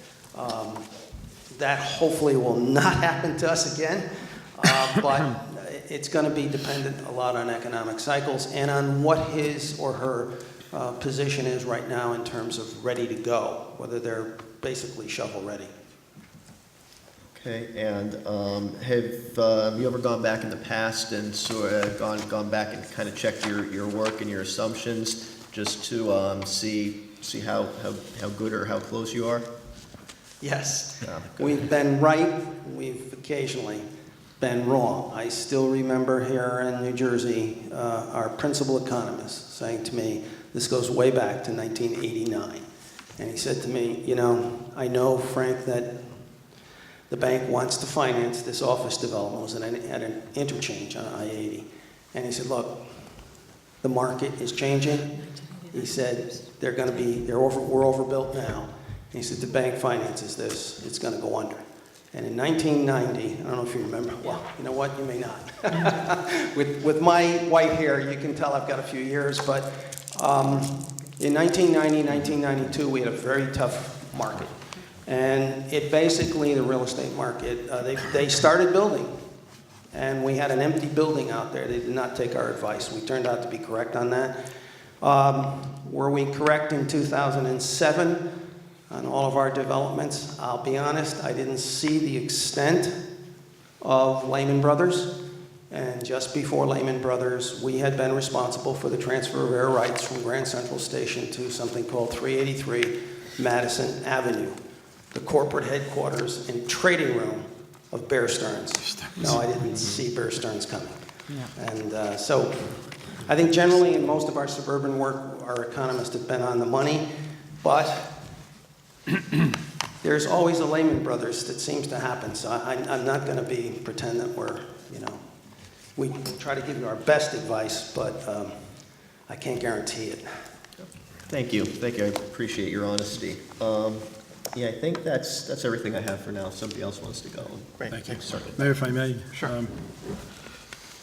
When the various experts were chosen by this council, I think there was consensus, if not unanimity, in the selection. And I want to say that I, for one, whether anyone agrees or disagrees with the results, I found it so pleasing to receive the report. I read it Monday evening and felt that it was something that was comprehensive, understandable, comprehensive and comprehensible, and that it was between two covers rather than 5 reports was really very helpful. So I thank you. I thank you for that. I feel that our trust was well placed. First, it is really not. I don't know if it's a question or a comment. It's probably a comment, but feel free to respond. When you assume 35 units per acre, it's been my contention from this dais that when you look at the proposed zoning ordinances, that may be very hypothetical because there's a lot of parking requirements for each of the residences. And there is also, and if they happen to be mixed use, there is a 250 square foot trigger for each parking space for the residential component. You also have very constrained building envelopes that the planning board in its wisdom has imposed. They're not. I mean, these are not 8-story buildings. They're very constrained. And among other things, you have an amenity requirement. You have a 40-foot amenity requirement for interior amenities, and that doesn't include corridors and elevators and so on. It's real amenity space. And then there's an exterior amenity requirement. Now, I'm not an architect, but I work a lot with architects, and I think those constraints are going to make 35 units, either 35 very small units or fewer units. So I know you presented the worst case, but in your own thinking, when you look at all the other requirements that are in these zones, have you any judgment as to whether 35 is even likely in any per acre in any particular zone? Thanks first for your comments about the plan. It's much appreciated. We this came together really quickly, and with the help of Roberta and with Blaze, I think we were kind of working back and forth, and I'm happy that it was user friendly. As far as the build out is concerned, I think we were looking at what we thought was a conservative number, and with the 35 units, I think some of the key assumptions are, I believe we used 1,350 square feet per unit, and we did discuss the need for community amenities, and part of that number was based on the prior proposals for each of those individual sites. And we did look kind of closely to see what was a reasonable number. And so that was higher than some of them, but lower than, I forget offhand, but basically we felt it was kind of a good number, which took into consideration those community facilities. With regard to building out this site, we didn't do a full kind of build out to see how it might fit. And you're right about that. It's hard to know. It's not a box. Each building envelope is different. There might be topography constraints or other, setback constraints, and we didn't look at that in that much detail. However, some of the sites did have excess. There was excess for coverage, so we didn't reach the coverage maximum. So there is a little bit of wiggle room there. Not on all the sites. I think that the former Ken Smith site was tight, and so if anything, you wouldn't be able to have as much development. Now, I don't know if that's residential development or commercial development, because the Ken Smith site was 35 units plus retail on Ridgewood, so maybe some of the retail would go. It's hard to know the configuration of the site. That's really going to depend on the proposals that come up. Right. But we we had to kind of use assumptions. We stated our assumptions and came up with the best number we can. If anything, it might be slightly conservative because those units, it might be hard to fit, given the envelope. Thank you. I have just two more comments. The other relates to the school study, and Russ, when I attended the Board of Ed meeting, we had this conversation in the hall. If we were to reduce the density and say you can only build 24 units, it seems to me you might exacerbate the school problem, because 24 units presumably would be more, 1-2 bedroom units and fewer of those zero impact units. Is that an accurate, assuming all other things remain equal and you say you can only do 24 units, you might have a greater impact on the school than 35 units. If the 24 units are larger units, is that what you're saying? Yes, yeah, they're larger and more bedrooms. It's possible. It's possible that it would, but again, we're still dealing with very small numbers in general. If we're talking about a ratio, still talking about a 0.244, whatever, 2.443 ratio. So I'm not sure that, that it would move. What I do is I look at how it's going to impact class size, and if that goes to a certain point, does that generate another teacher? We have a ways to go before we get to that. So if I add another 3 or 4 students, we'd probably be okay. 8 or 10 students, not so sure. Okay, thank you. My point is that the mix of units dictates the outflow of students from those units, and the more 2-3 bedroom units you have, the greater the impact is going to be. Absolutely. And then finally on traffic, what I learned from this is that, and I didn't, for all the good work you did, I actually knew it as recently as this morning. I experienced it again. For example, on the east leg of Franklin Avenue, I was there at 7:15 this morning. I'm there at 7:15 a lot of mornings for have to do with dropping off a school student. And I stop all the time at the corner of Franklin Avenue and Maple Avenue. And there's nothing. There'd be no reason why the light couldn't even be turned off at that. There's just no traffic, very little traffic. So your point's well taken. A lot of our traffic problem is here. It's not going to be created. It already exists. And a lot of those are problems crying out for solutions now, even if we disapprove everything and just stick with the status quo. And I think that's what I learned from your traffic report. If anybody doesn't like the traffic in certain places, it's because they need fixing now. And you've illustrated the point about the impact of the developments. And yeah, and the Brogan one, I guess, is the one that stood out as, perhaps crying out for some change on the corner of Ridgewood Avenue and Broad Street. So anyway, but thank you for your work. Thanks, Al. So first I wanted to thank you because this was really a very well-organized, thought-out presentation. So it was very easy to follow. It was very user-friendly, so that's appreciated. My first question is for Russ, okay, the man of the moment. So you referred to a 2014 report that you referred to from the village. It's in your report. It states that you referred to a 2014 report from the village that dictated 835 units. It's a table. It's not included in the report. It's a table that was given to me by Blaze, right? That table with the unit listing, the multi-family units. Yeah. It was the table that was given us. The table that I gave to Ross was the table that the planning board saw, where we looked at all of the multifamily housing units in the village. We asked the Board of Ed to give us a count of students coming out of those units, and that was from 2014. Right, and so I actually went to go back to that report, and as long as you have the microphone, please. So is that the one, was the Oak Street apartment total that was inclusive? If it was based on 835, yes, It would have to have did. been. Okay, all right. It would have been helpful just to kind of have that. We can Yeah. include appendix to the report. We can append it to the Right, report. great. Okay.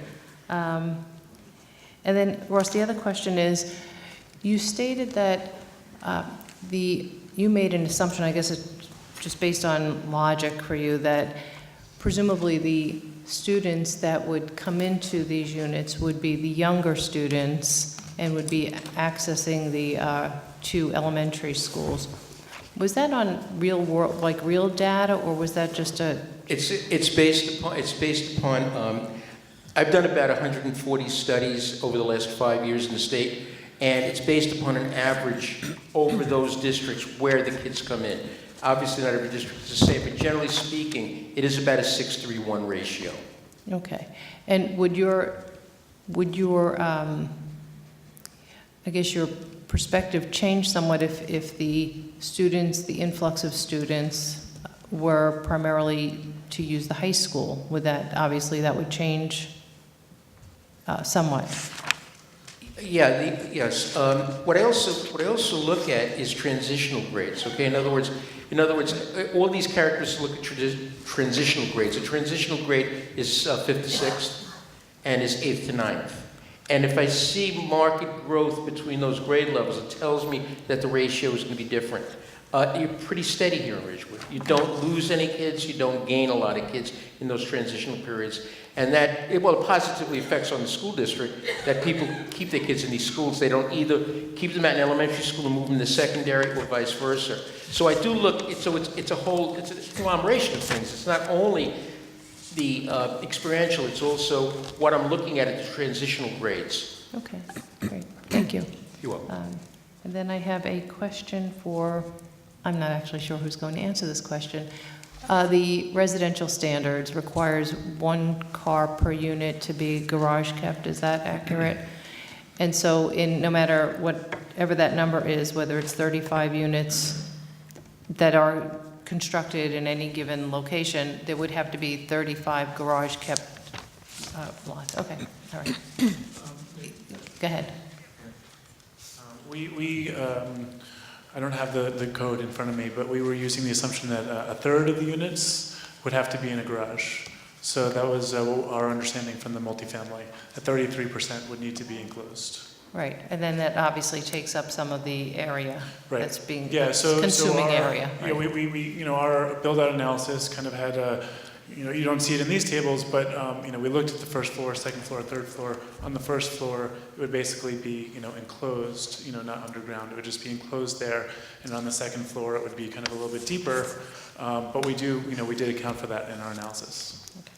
All right, good. I'm good for now. Thank you. Thank you. Okay, thanks. I also really enjoyed reading this report. Just as a person who represents the community and wants to know the community better, I learned things. I recommend it to everyone. It's great reference material. And your assumptions were conservative, which I appreciated. I noticed that in a variety of different situations, especially, for example, when you considered the market rate and you considered for the housing instead of if it was dated, pre-1970 and things, different scenarios. You gave us so many different scenarios. I guess I had a couple small questions. when Noah, I think, or was it, yeah, Noah said the previous traffic studies were consistent. Was that Gordon? The previous, this traffic study was consistent with many previous traffic studies, or how many other traffic studies did you compare these intersections and their flow patterns? Well, what I did is I looked at the volumes collected for all the various studies done by the applications for land development. And what I found was, first of all, of the 10 intersections I looked at, only about 5 of them were looked at for any given peak hours. And the volumes were within a reasonable difference of what I found. Basically a very small difference, except for maybe one intersection. I think when I was interviewed, I was asked about one location that seemed particularly low on East Ridgewood, and I guess the older one was. But the other studies also, there was only 2 intersections that had Saturdays, so there wasn't a lot to compare there. But I did find consistency, which was important, understanding that we did these counts in winter. And the one thing we did do is factor up pedestrian flows to account for that. I mean, there was a major snowstorm, if you recall, and we waited a week before we started our counts. And I got to really compliment, and that's one of the reasons I showed all the pictures of the video, compliment your Public Works Department for the cleanup they did. It was very good. The downtown was very walkable. You know, we saw that. But It was this year, it was great. yeah, but we saw the, you know, I mean, just to account for the fact that, you know, the temperatures were about 35, 36 degrees when we did our counts. But to account for the fact that that might not fully capture the amount of walking that can happen in a busy weekend in the summer or other time of year, we doubled our pedestrian volumes because we analyzed what the traffic impact was on pedestrians within our analysis. So, you know, I did find consistency of the base information. That's the important thing. That was important to me. Thank you. And now I guess I have 2 comments regarding the school impact. So the same question as Susan. I think everyone in this town is a little bit afraid of transient residents in rentals, people coming just to take advantage of the school system briefly. I mean, in Ridgewood, unfortunately, everybody takes advantage of the school system briefly. It's 13 years of school and then out. But you don't want people coming in for 4 years or 5 years, because that's even worse, I think, because then you never have anyone living here without school children. So I was surprised that you did consider that most of the kids coming in are going to be starting school, not ending school. You know, not taking advantage of our high school. Well, not necessarily starting school. I'm looking at the first 6 grades, K through 5, as a larger number, then a slightly lower number in the middle school, and then a lower number in the high school. So it's not startup. It's actually across the board in younger schools. It's an estimate. Again, I didn't see like a large, historically, okay, a large surge of growth between 8th and 9th grade. There are some communities I've worked in where people keep their kids in private parochial schools till 8th grade, but they like the high schools. I mean, and you see like a 1.5 or 1.6 or 1.8 ratio between 8th and 9th grade. You'll see some of the opposites where there are some communities where they'll keep the kids in the elementary schools through the 5th grade, then you'll see this big drop off into middle school. I don't see this here. Could it possibly be that people want to come into Ridgewood for the high school? Yeah, possible. I mean, it's one of the more desirable high schools in the state of New Jersey. But again, I don't see that pattern. So You haven't seen the pattern? And how many years of, and what was the... 6 years. 6 years of History. Reports from the Board of Ed? Yeah, all the data, as you know, or may not know, boards of ed, school districts are required to file an official enrollment report as of October 15th. It's called the ASSA report. And so I base everything on that date, so I'm consistent year to year in the enrollment. That's great. And also, I don't see this in the district either. In other words, the enrollment, another thing I look at is September to June enrollment. There's not a lot of change over the course of that. There's very little transient, at least now. I'm seeing very little transient behavior. I go into some school districts where the enrollment in June is completely different than the enrollment in September. Various income levels, various types of wealth of the community. But here, you're pretty consistent. That's really important for people to hear, I think, because there's a perception that, you know, we have people coming and going to use the school system to some large percent, and it's not compared to other towns. The other question is, you assume that studios have no children? Absolutely none? So you don't think somebody might tuck a kid Well, on the couch? I can't say with any certainty, but experientially, it would be a negligible number. Okay, thank you. And then, I mean, I just enjoyed reading all the impact studies, but fiscal impact, I guess the takeaway, the total takeaway, and I hope the mayor's going to wrap it up with this, but I feel like I would, is that there are not high marginal costs associated with the proposed developments. In fact, the proposed developments are compelling in terms of tax benefits because it's almost double. We could get double yield out of the property in the proposed zoning use as over existing zoning uses. It is, and there's a number of reasons which you've all highlighted or you've seen, and that is the traffic, actually residential on a per square footage basis compared to office or retail is slightly less trip generation. So there's fewer cost to the improvements of the roads. You also just have a very fine school system, but with a slightly, which is not unusual in these days, a slightly declining student population projection. So the additional students are not generating that marginal cost need. As Ross said, it's a minor cost. So with those type, and your water and sewer is basically a good solid system. Police, fire seemed adequate. They seem to have the facilities they need. So actually, with increased development, you'll get increased costs, but they're very few on the marginal basis, whereas the tax income is going to clearly outweigh those. That's a big takeaway from me, and I'm glad to have it substantiated. Thank you. Great, thanks. Susan had two more questions. So my, thanks again. Ross, one more question for you first. So your assumptions on the bedroom count, the studio 1, 2, and 3. If, just for example, instead of having 12 two-bedroom units, there were 8 three-bedroom units, that then changes the number of potential students dramatically. So I just, I wouldn't use the dramatically, but it would change. It would change that number. It would up that number. Yeah. By a percentage. Okay. The more bedrooms you add, the more units you add, the more students you add. Right. So did you put your finger? You were going to say something? No, wait. Okay. So, but it does change that number, and then those, based on your assumptions, it comes out with one scenario. But if you were to change from the 12.2 to 8.3, that would then change those financials. It would impact everything. But maybe not dramatically, but it does change everything. Just keep in mind one thing. Keep in mind something at this point. The cohort projection is showing a decline of about 200 and some odd students. Right.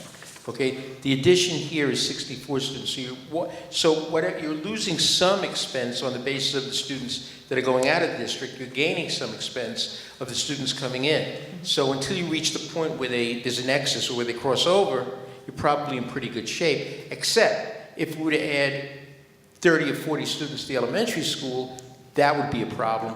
But I don't see that based upon the number of units that exist now. And you're right, though. You add more units and more bedrooms. Right. I just wanted to clarify one thing, because I think, I just wanted to explain how we got those, the breakdown of units. Mm-hmm. We did look at the developments that were proposed for those 4 sites to see what mix they had. We also have an understanding of comparable developments in other neighborhoods, such as, that are comparable to Ridgewood. And the mix that we came up with was 45% studios and 1-bedrooms, 50% 2-bedrooms, and 5% 3-bedrooms.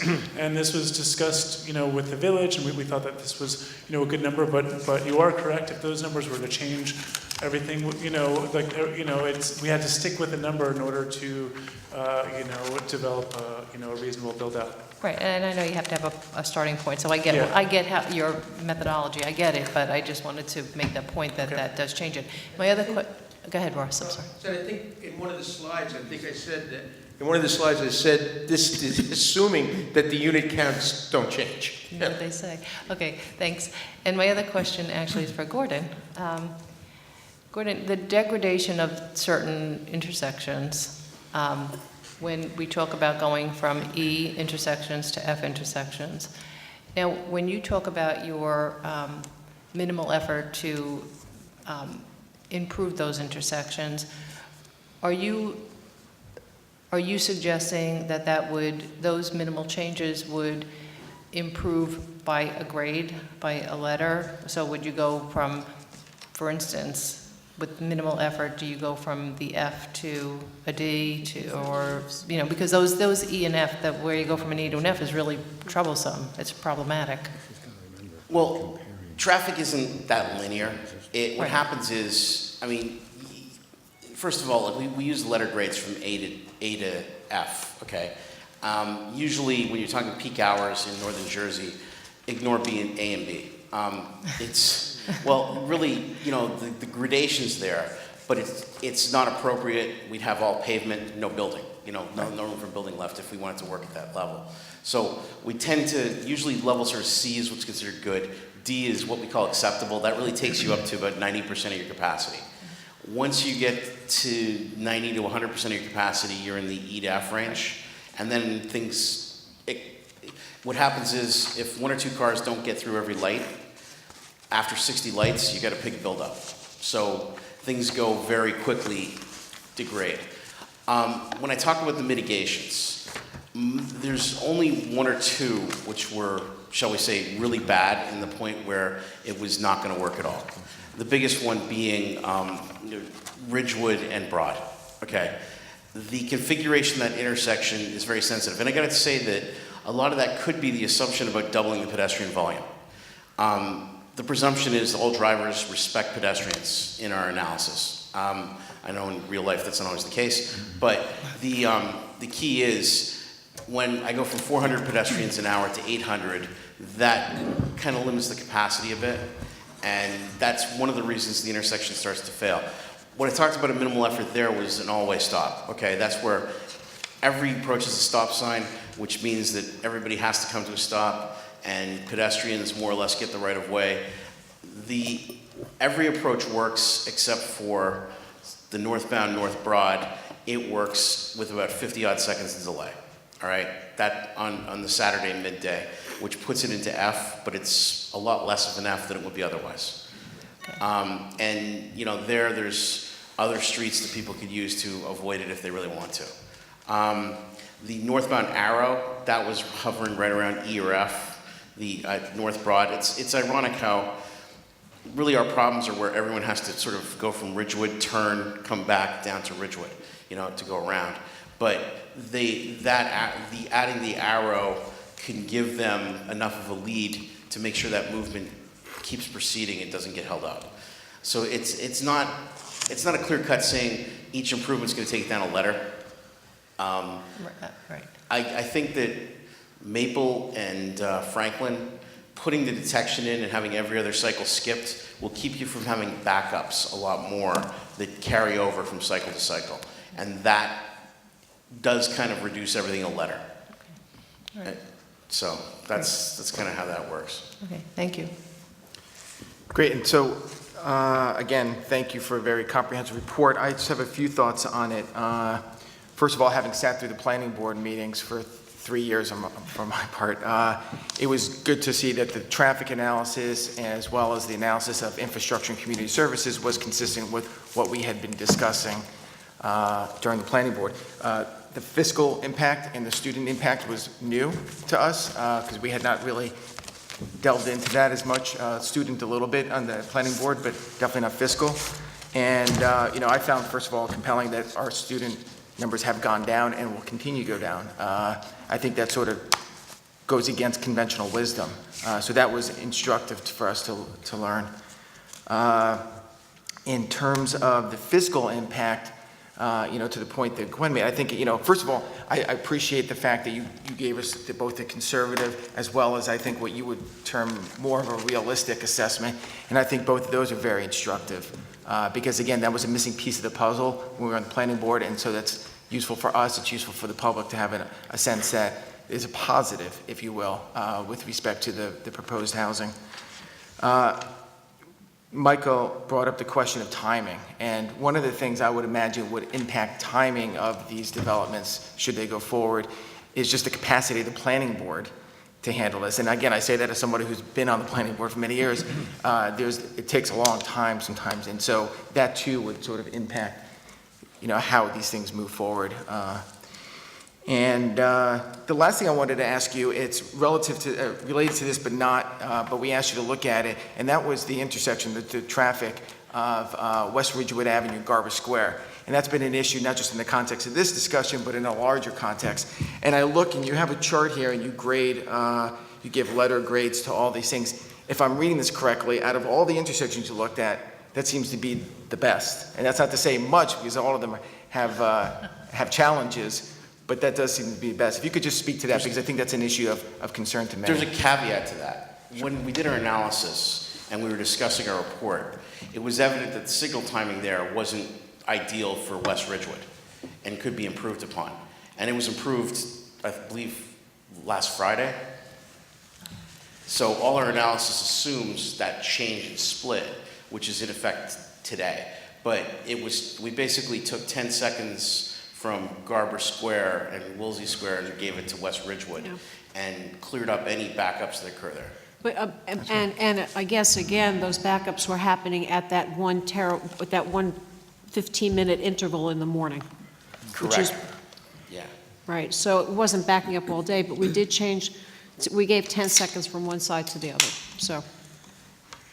No, thank you. Appreciate it. And again, I don't know if anyone has any other questions. I don't know if Roberta or any of you folks have questions, but this has been a very worthwhile exercise for us, for the public. It's really going to inform our thinking and our decision making, and I just want to thank you. I would just add that as of now, we have asked the team here to come back on the 23rd. They have reserved the 23rd to come back. In case there are any other questions, we could change our minds in the next 2 weeks, but right now they all have it on their calendars, and I just wanted to point that out. I thought it might be a good idea if there were more questions that came up. That's fantastic. Appreciate that. Good idea. Thank you. Thank you so much. Thank you. Thank you.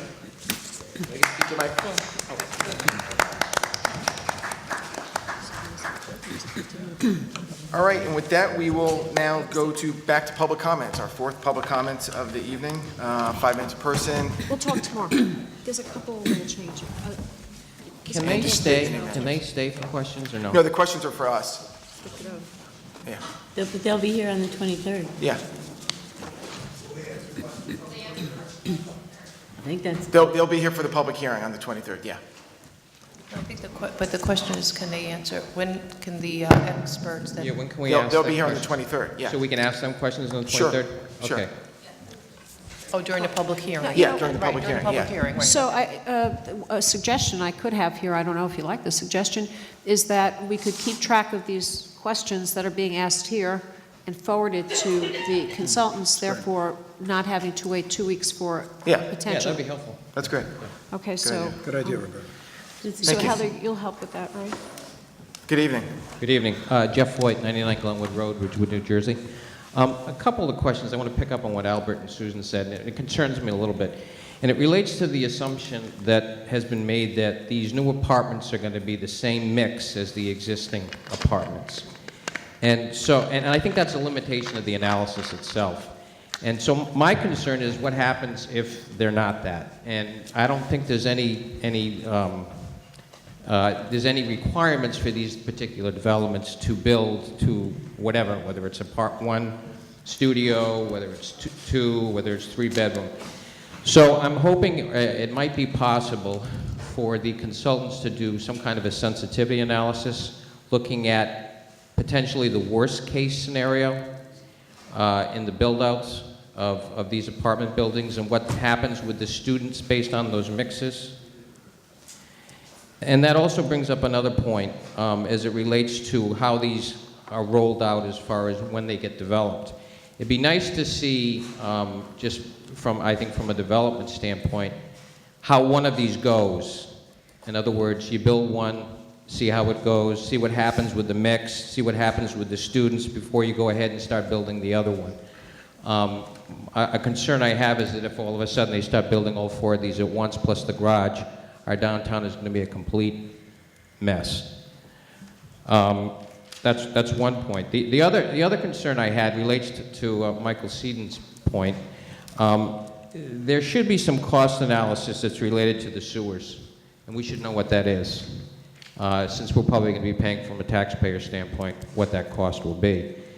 The third concern I have is the issue of the water supply. I know they said there was only 50,000 gallons per day added to this, but we certainly have a problem with our water during the summer. So to add anything to that issue is going to make things even worse. Thank you. Jeff, may I just comment on your first point, because I wouldn't want to ask them the wrong question. The question about the mix of units, I don't think it would be correct to say, well, assume there are 35 one-bedroom units, assume there are 35 two-bedroom units, assume there are 35 three-bedroom units, because again, the number of units that can be accommodated as the number of bedrooms increases goes down. So it may be 35 studios, or, you know, when you increase the bedroom mix, the total number is going to go down. I don't know how anybody can know that without actually designing the building, but I do know it wouldn't be right to compare 35 studios with 35 three-bedroom units, because they wouldn't fit on the same development. So somehow there has to be a regression. Anyway. And do you mind, I just also, you don't mind, Mark, I just wanted to comment also on something that Jeff asked. Many people ask, can we just do one and then see how that goes and proceed from there? And if that one goes well, then continue. That at this point, I don't see even how that would be possible, because you're approving master plan amendments and then adopting the zoning that relates to those master plan amendments. And at this juncture, once that zoning is approved, it would be an as-of-right to build. And so I don't see how, at this point, we certainly couldn't hold back on one, because we just simply wouldn't be able to do that. And it's possible that maybe Matt Rogers can, I didn't know where he was, I was looking for him. I figured if I talked long enough, he'd eventually come back. But one of the questions that was asked, Matt, is that whether or not we could approve one zoning ordinance and allow one site to move forward and hold back on the others to see how it goes. And my opinion is that it's a master plan amendment and we're adopting zoning that relates to that master plan amendment. It would be impossible. Well, and, you know, you've got the added aspect of the litigation that's in here, and that's going to be a problem, because I don't think a court's going to allow the delay, or I wouldn't call it a delay, but any type of a gap in time with regard to these, unless there were sound reasons in zoning and planning that you could configure or think up for that. So the litigation is really driving this, because our period of immunity from any builder's remedy suits runs out at the end of the month, and depending upon what happens with the housing element that's developed by the planning board and how it's approached here, I may have to go back in and try and get an extension, but we'll have to wait and see. Matt, it seems, I'm sorry, it seems to me there's another reason, which is if you allow it on one, I mean, I don't think that's even a starter, but if you assume for a minute it is, the other properties are free to develop. And I think what we've seen is the as-of-right development today, in some respects, is worse than what's proposed. So watch what you ask, watch what you wish for. And even if we were to do one and not the other, and these properties, these particular projects or properties are involved in the housing element, the court could also grant, or withdraw the immunity on the other ones and allow that for a builder's remedy suit on the properties that were not approved as yet or adopted as ordinances yet. So there's a number of different things that could happen that would, most of which would be negative, I think. And then just as another question, sorry, Rourke, is being so patient. Okay.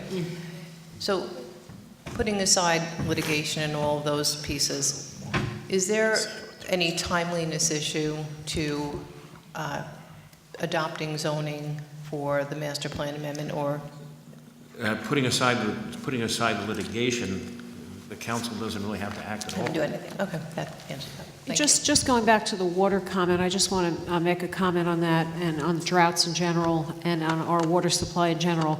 And as we know, we discussed this at our meeting on Monday, but we usually run about 5 million gallons per day normally. It goes up and causes a problem in, I guess, April, May, June, when we go up to a whopping 14 million gallons per day, and that's due totally to, or almost totally, to sprinkling.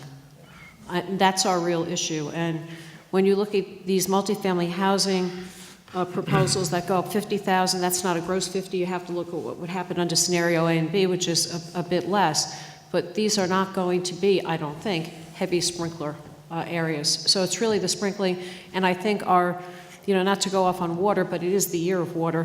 One of the things we really have to do from a conservation view is really hit that 14,000 gallons per day issue. So I just wanted to clarify that just a little bit. Great.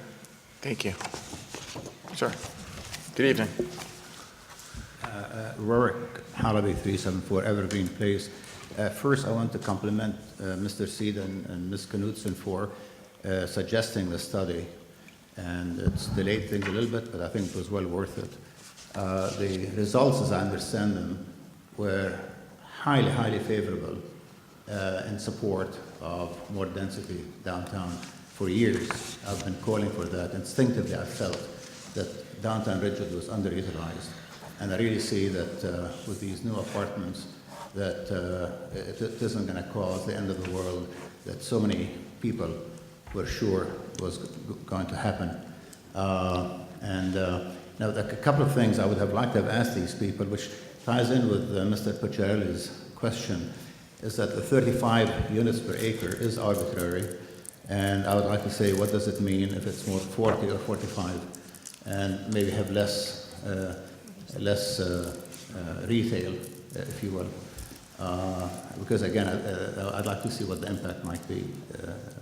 Now, the other impact which they did not address is that with the downtown Ridgewood being a downward trend over the years, I think having more density would also give an uplift to the other stores, the restaurants, etc., and that will have a positive impact as far as taxes going forward, etc. It might be more difficult to predict, if you will, but I must admit I was just amazed by how favorable the results are, and I do hope that people will not come up with more ideas for more studies, and all those who are dead set against it, I wish to just move on and let us move on and let's go with the work. I mean, I'm sure some people here are highly disappointed by the fact that the results were as favorable as they are, fact of life.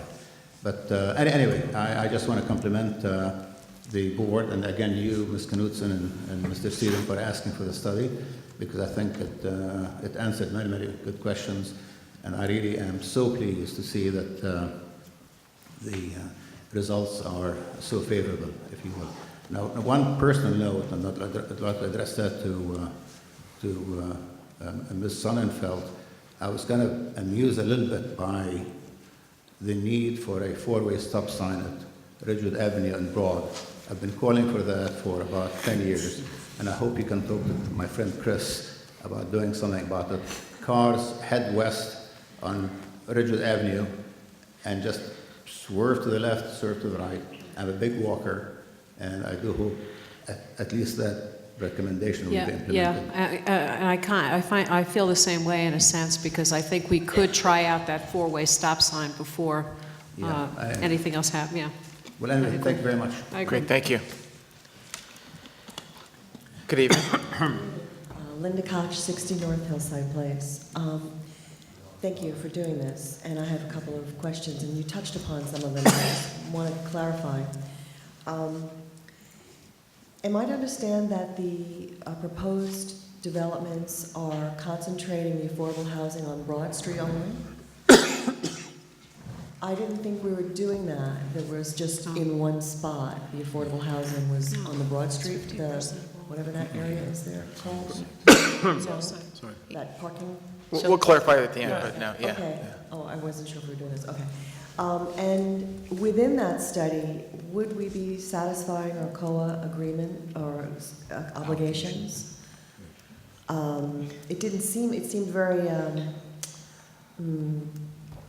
a small amount. Very Just real quick, conservative. it's really understood by most people that we would be unable to fulfill the allocation one way or the other, no matter which way we went. The allocation number is going to be much more than what we're going to be able to build. And that's okay? Well, we're hoping the court finds it's okay. Okay, I understand. So- Okay, and it seems so mysterious, this whole COA thing. I wasn't sure.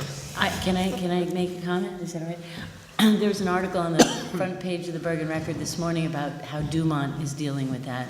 And there was a situation where the court-appointed master, they were worried that if they didn't show some good faith effort and put an installment toward the allocations, that the builders' remedy lawsuits would not go away, and then more people would come and sue. So good faith efforts, even though they don't fully fulfill the mandate, are important in terms of moving forward and maybe stopping the punitive actions and getting a lower allocation from the master. And I'm sure you don't know what a master is, but it's extremely complicated. But to do something is better than to do nothing.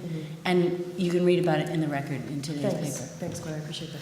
And then something else that was brought up that I'm not quite sure I understand is the notion of master plan. If we were to adjust the master plan to accommodate these proposals, my understanding was that every other parcel of land could then be developed at 35 acres, 35 units per acre.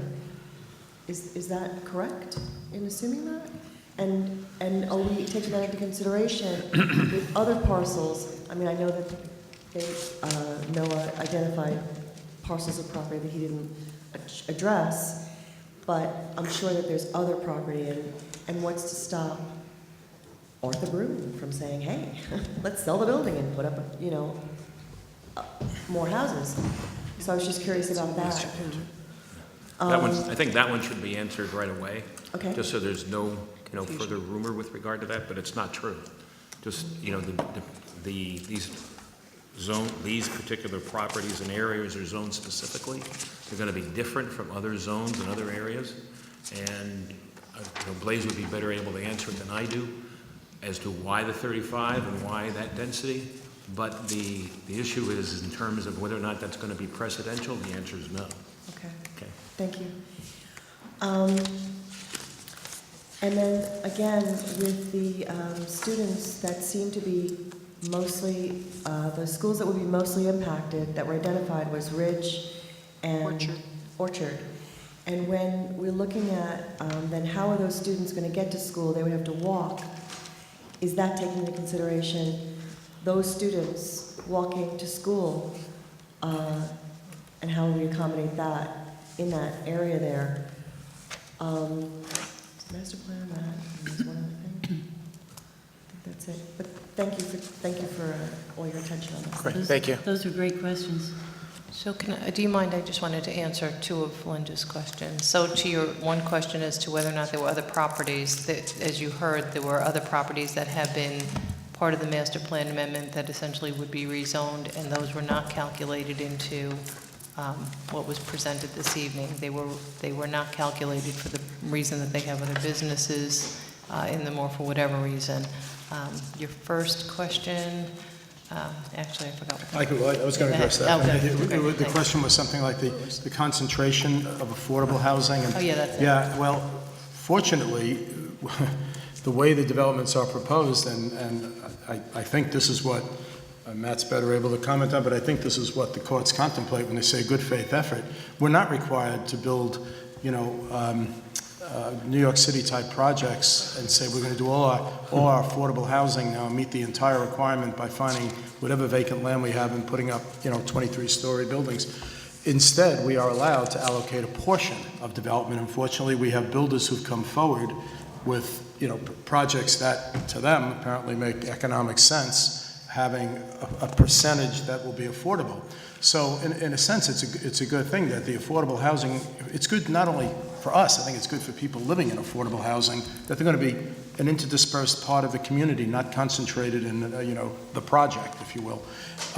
And the allocation, the percentages are, Blaze, I think it's 13%, and depends on, I need you up here. if it's a rental apartment, it's 15%, and if it's a purchase apartment, It's 20% if it's condos, it's rental, it's 15%, and the same ratio applies in all 4 properties. yeah, so as a planning proposition, fortunately, Thank you, Blaise. the COA world views this kind of dispersal of affordable housing as desirable. Frankly, so do I. I couldn't imagine doing a concentrated, building. So it, kind of works out well. And these four zones are also dispersed. No two of them are adjacent, and they're in 4 very different locations. So in a sense, it works out well, I think. And just let me, I think one of the areas of confusion in this question that you posed, and Albert, obviously he answered it exactly accurately, that set aside is the exact same across the board, but I think some of the confusion is that the one zone is AH1, and I think that's where that confusion is, that people are assuming that that's all affordable housing. It just happens that that was the identifier of that particular zone, but it's not. I think that's why you're asking that particular question, so thanks. Good evening. Good evening, Claude Beanstalk, 39-11B Broadway, Fairlawn. Thank you, I learned a lot. I came late, I had 2 other meetings to go to tonight. This is a very difficult issue. You have difficult decisions to make. You have to be in accordance with what the state wants or something. There was some kind of judicial decision regarding housing. I'm not familiar with those decisions. I'm just have some words of advice to give you. You're doing an outstanding job because you're listening to the voice of the people. When there's an economic recession, a national recession, state recession, and people lose their jobs, like happened in 2008, I'm in the real estate business, real estate prices went downhill nationwide. This is not my fault, this is reality. I'm just letting you know that the value of real estate is affected by national and international issues, no matter who's in the White House or who's in governor. I just wanted you to keep that in mind. I personally would not want to see any town in Bergen County do New York-style housing, like 60 stories high and and make it like New York City or Boston. We still have the residential character, the suburban character, and I want to keep the housing should be done in an appropriate manner that you feel is in the best interest of the people. I have full confidence in your judgment and capabilities. The people of Ridgewood are very lucky to have a council that listens to the voice of the people. I don't think there's any other town that listens as carefully and gives everyone a chance to talk like you do. You do what's right for the people. I wish I could offer a solution. I don't. I don't know what I would do if I was sitting up there. I really don't have the answers. Thank you for allowing me to speak. I wish you success in all of your decision-making on this issue. It is a very, very difficult issue. Thank you. Thank you. Appreciate it. Thank you very much. Thank you. I'm sorry, Jeff, you've already spoken. We only get once for each public comment section. Thank you. Good evening. Chris Kaufman, 642 Midwood Road. Good job on Dad's night, by the way. So a question about how they came up with the impact on the schools, the number of 64. That was based on 835 units multifamily, right? From what I understand? I believe so, yeah. Okay. In part. When were those numbers for those units pulled? Was that from 2015, 14, 13? I think Blaze said 2014. I think it was really. 2014. Okay. I'm a real estate agent. Leases are 1 year. Those numbers should be pulled from 2015. One of those units, the bigger one, has 77 units, has 58 kids in it. How do we know that that won't be the blueprint for the new high-density housing? Because that's 3 times the amount of students that is being projected. So that's my question, and I know the gentlemen aren't here, but that's my concern. At Hawes, the second grade has 26 kids in each classroom in second grade. My son in 4th grade had, I think it was like 21.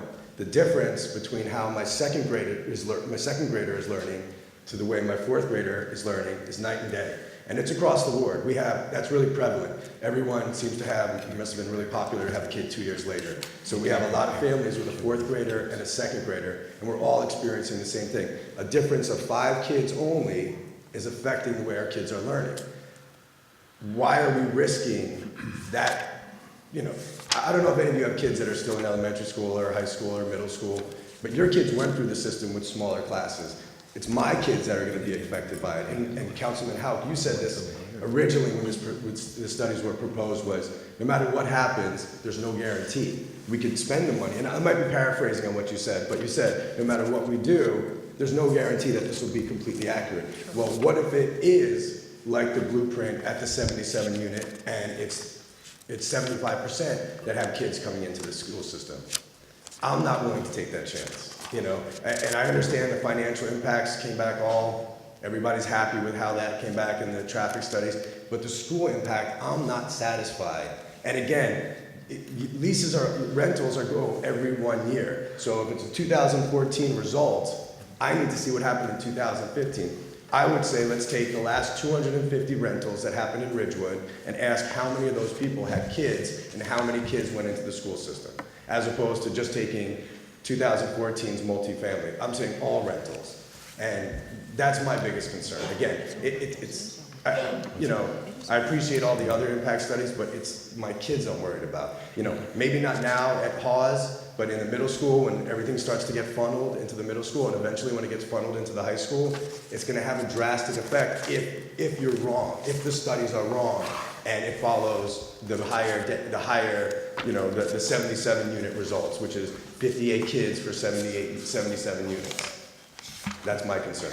So Thank you. I'll be back for the 4th time on the 23rd. But Sure, thank you guys. appreciate it. Thank you. So I guess we could put on record that we wanted like worst case scenario. And I'm sure, no, I'm not being sarcastic. I'm not. I mean, Absolutely. I agree with you. Yeah. So all I'm saying is we have until the 23rd. demographer and Ross Haber can look at that between now and the 23rd and maybe see if there's any way he could pad it to be more conservative. And also, I would like to see what last year's results were. Again, it has to be year to year because as a real estate agent, I can tell you that it's a 1-year lease, so maybe that group, and it may work, it might benefit you guys to do it in 2015.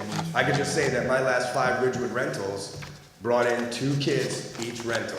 And so if I'm looking at that as a pattern, then I'm concerned as to what this might happen. And again, if it's 3 bedrooms, that number jumps astronomically because that's the 77 unit multifamily one has 3 bedrooms. That's the one that's got 58 kids in it.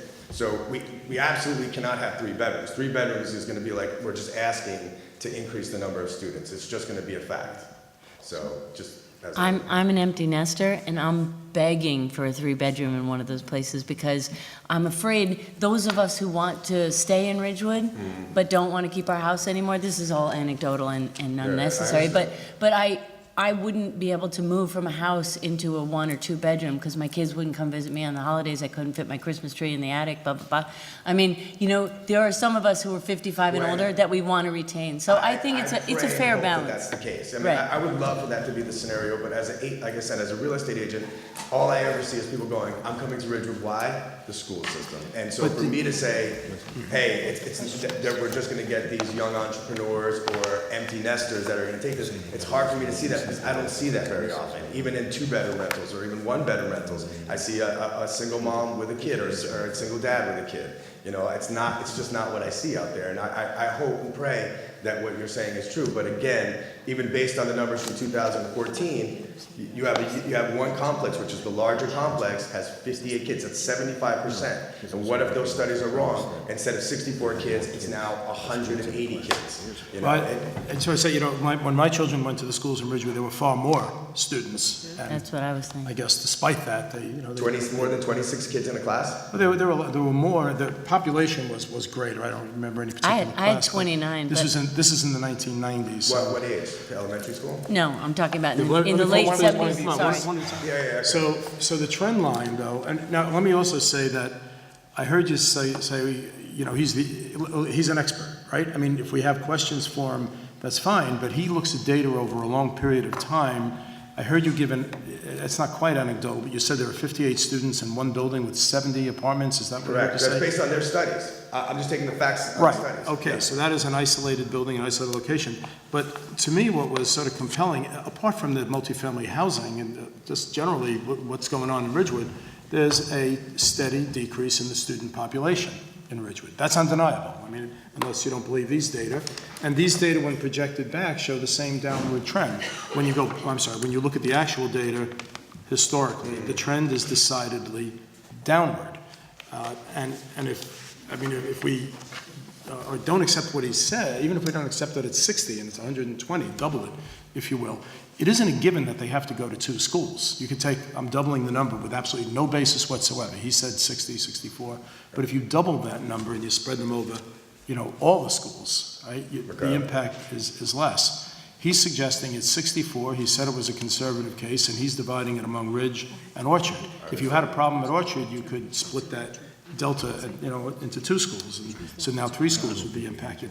But anyway, I just don't want to be asking these experts to answer too many anecdotes, if you will. I mean, maybe yours is a valid one, but at some point, the project that we've commissioned them to do, I understand, but is done. I know it's anecdotal to you, but for me, I'm not willing to take that risk. I mean, it's my children's education, and that's the most important thing to me. So, you know what, we're going to actually pull the report that was used from the Planning Board 2014, and it's possible, and I recall the report, so I know exactly what Blaise was speaking about. He has it there. So we're going to add that, and we'll be able to take a look at it. We'll know whether or not that data was from basically maybe 2000. It could actually be, if it was a report generated for 2014, it could be 2013 data. So we'll take that report, we'll add it, we'll look at it, and maybe take a peek at those complexes that you're speaking of, and maybe review whether or not there is any increase and what those trends are. So it's probably just something that's trending different times. So we'll look at it. We'll take a look. As always, thank you guys for your time. Great, thank you. Good evening. Hello, Catherine Schmidt, 123 South Irving Street. I may be repetitive on a couple things, but I'm going to do that because I want you to know that somebody else really thinks this is important as well. But I will try to be really brief. So I also have the question about, I can see that it's incrementally not more water, but water in general. I'm taking it just out of the sphere of Ridgewood. Water is becoming a problem. So that does concern me, and it may be a much bigger issue than multifamily housing, but I think of all those toilets flushing and sinks washing and all those laundries going, so water concerns me. I also would like to know if there's any way, they touched upon it, but it didn't really have anything, but is there any way to extrapolate on some of the tax advantages and say, and this is the increased commerce that can come to the private businesses in town? Because I think that's always been one of the things that's been a real selling point for why this would be important. And then I also am curious as to whether the tax benefits that are being discussed really are tied to the proposed rentals or fees that the apartments would generate, and then what happens if that goes down. And I mean, I could see that the gap between what the expectation is for how much more we'd have to spend versus how much more we'd get is pretty big, but I'm also aware that that taxable rate can go down if the value of the housing drops. And then I just have to say what I've been saying for the past 3 years or so. I really wish, and I understand you've addressed this already, so you don't have to address it again, but I really wish that I am definitely for change, but in a place like Ridgewood, I'm probably more for incremental change than radical change. And I really wish that there was a way that this could be paced in such a way that we could see what happens with one or two. I thought that could happen in the planning board if not all 4 of them were approved, but all 4 were approved. I understand the litigation issues, I understand the affordable housing issues, but to think that all 4 of these could be happening, and the parking garage coming in, and maybe a larger assisted living building all coming in at the same time, seems like I'm not going to be living in the same town in 2 or 3 years. And so if there's some way to pace that in a better way, I would really appreciate it. Thank you. Great, thanks, Catherine. Catherine, actually, I wanted to hit on 2 things that you said, and I actually agree, and I think one of the things that Mr. Hallaby raised earlier is that the reports support increased density. The question is whether or not that increased density changes the fabric of the community. So, and that slice of Americana, the character, the charm. So that's an important point. The one thing I wanted to touch on was something that you said regarding whether or not the increased density will help with traffic, foot traffic, and generate commerce, which is an interesting point, and I made a note while we were going through this process. Conventional wisdom is that it does, and yet the as-of-right development brings in more traffic based on linked trips. So it's an interesting question, because I don't actually know that we have the answer to it. In fact, when you put only residential there and remove the retail, because retail actually generates more interest and actually generates more traffic. And if you were looking for more traffic to visit to support commerce, it actually was in that as a right that it appeared to me anyway that it supported that. But just as So you're making me think of one more thing I wanted to say. Is this considered a second time being up here, or can I say it? Sure. Okay. One of the things that this report really drove home to me, and I'm really sorry a lot more people aren't here who've been concerned about this is going to be such a change to Ridgewood, but change is going to come, whether it was scenario 1, scenario 2, or scenario 3. Right. Change is going to come.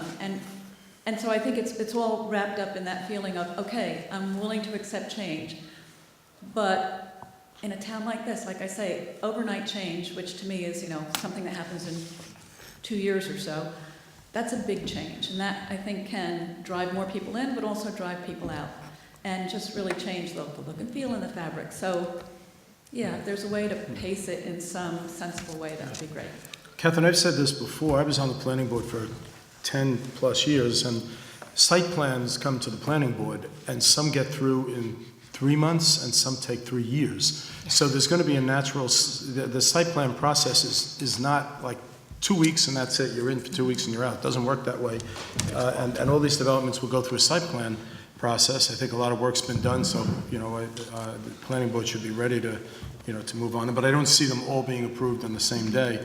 Secondly, we gotta be careful about saying that these developments are going to destroy the Americana or the fabric. Those are very aesthetic comments. I don't happen to think what I see on Franklin Avenue today is pleasing aesthetically. I also don't think Ridgewood was destined for a moment in time. I don't think Ridgewood is destined to look like 1936 or 1954 or 1842. It is no less Americana if it's 2016 than it is if it's 1716. So we've got to be very careful about saying we don't like these because they destroy the Americana fabric of Ridgewood. That, to me, is not territory on which I think we should tread. We've had some objective criteria put forward this evening. We have a judgment to make based on what we've seen and heard empirically and what the developers are proposing. And I would be very careful to overlay that with too much of an element of my subjective judgment about what is or isn't the fabric of Ridgewood. So.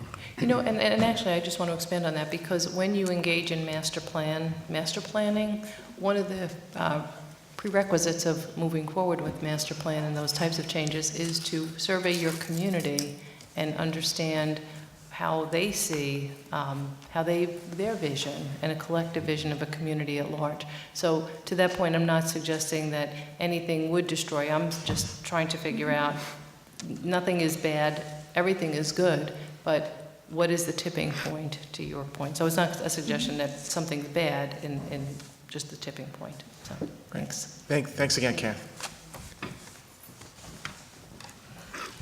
Good evening, Boyd Lovin, 342 South Irving Street. Just like a point of clarification, the number 4 keeps being mentioned in terms of 4 proposals. Didn't Terminal Construction withdraw their proposal for the Kent Smith site? So we're only talking about 3, right? Talking about 4 sites, but there are only 3 proposals that, yeah. There are yeah. only 3 proposals right now. Thank you very much.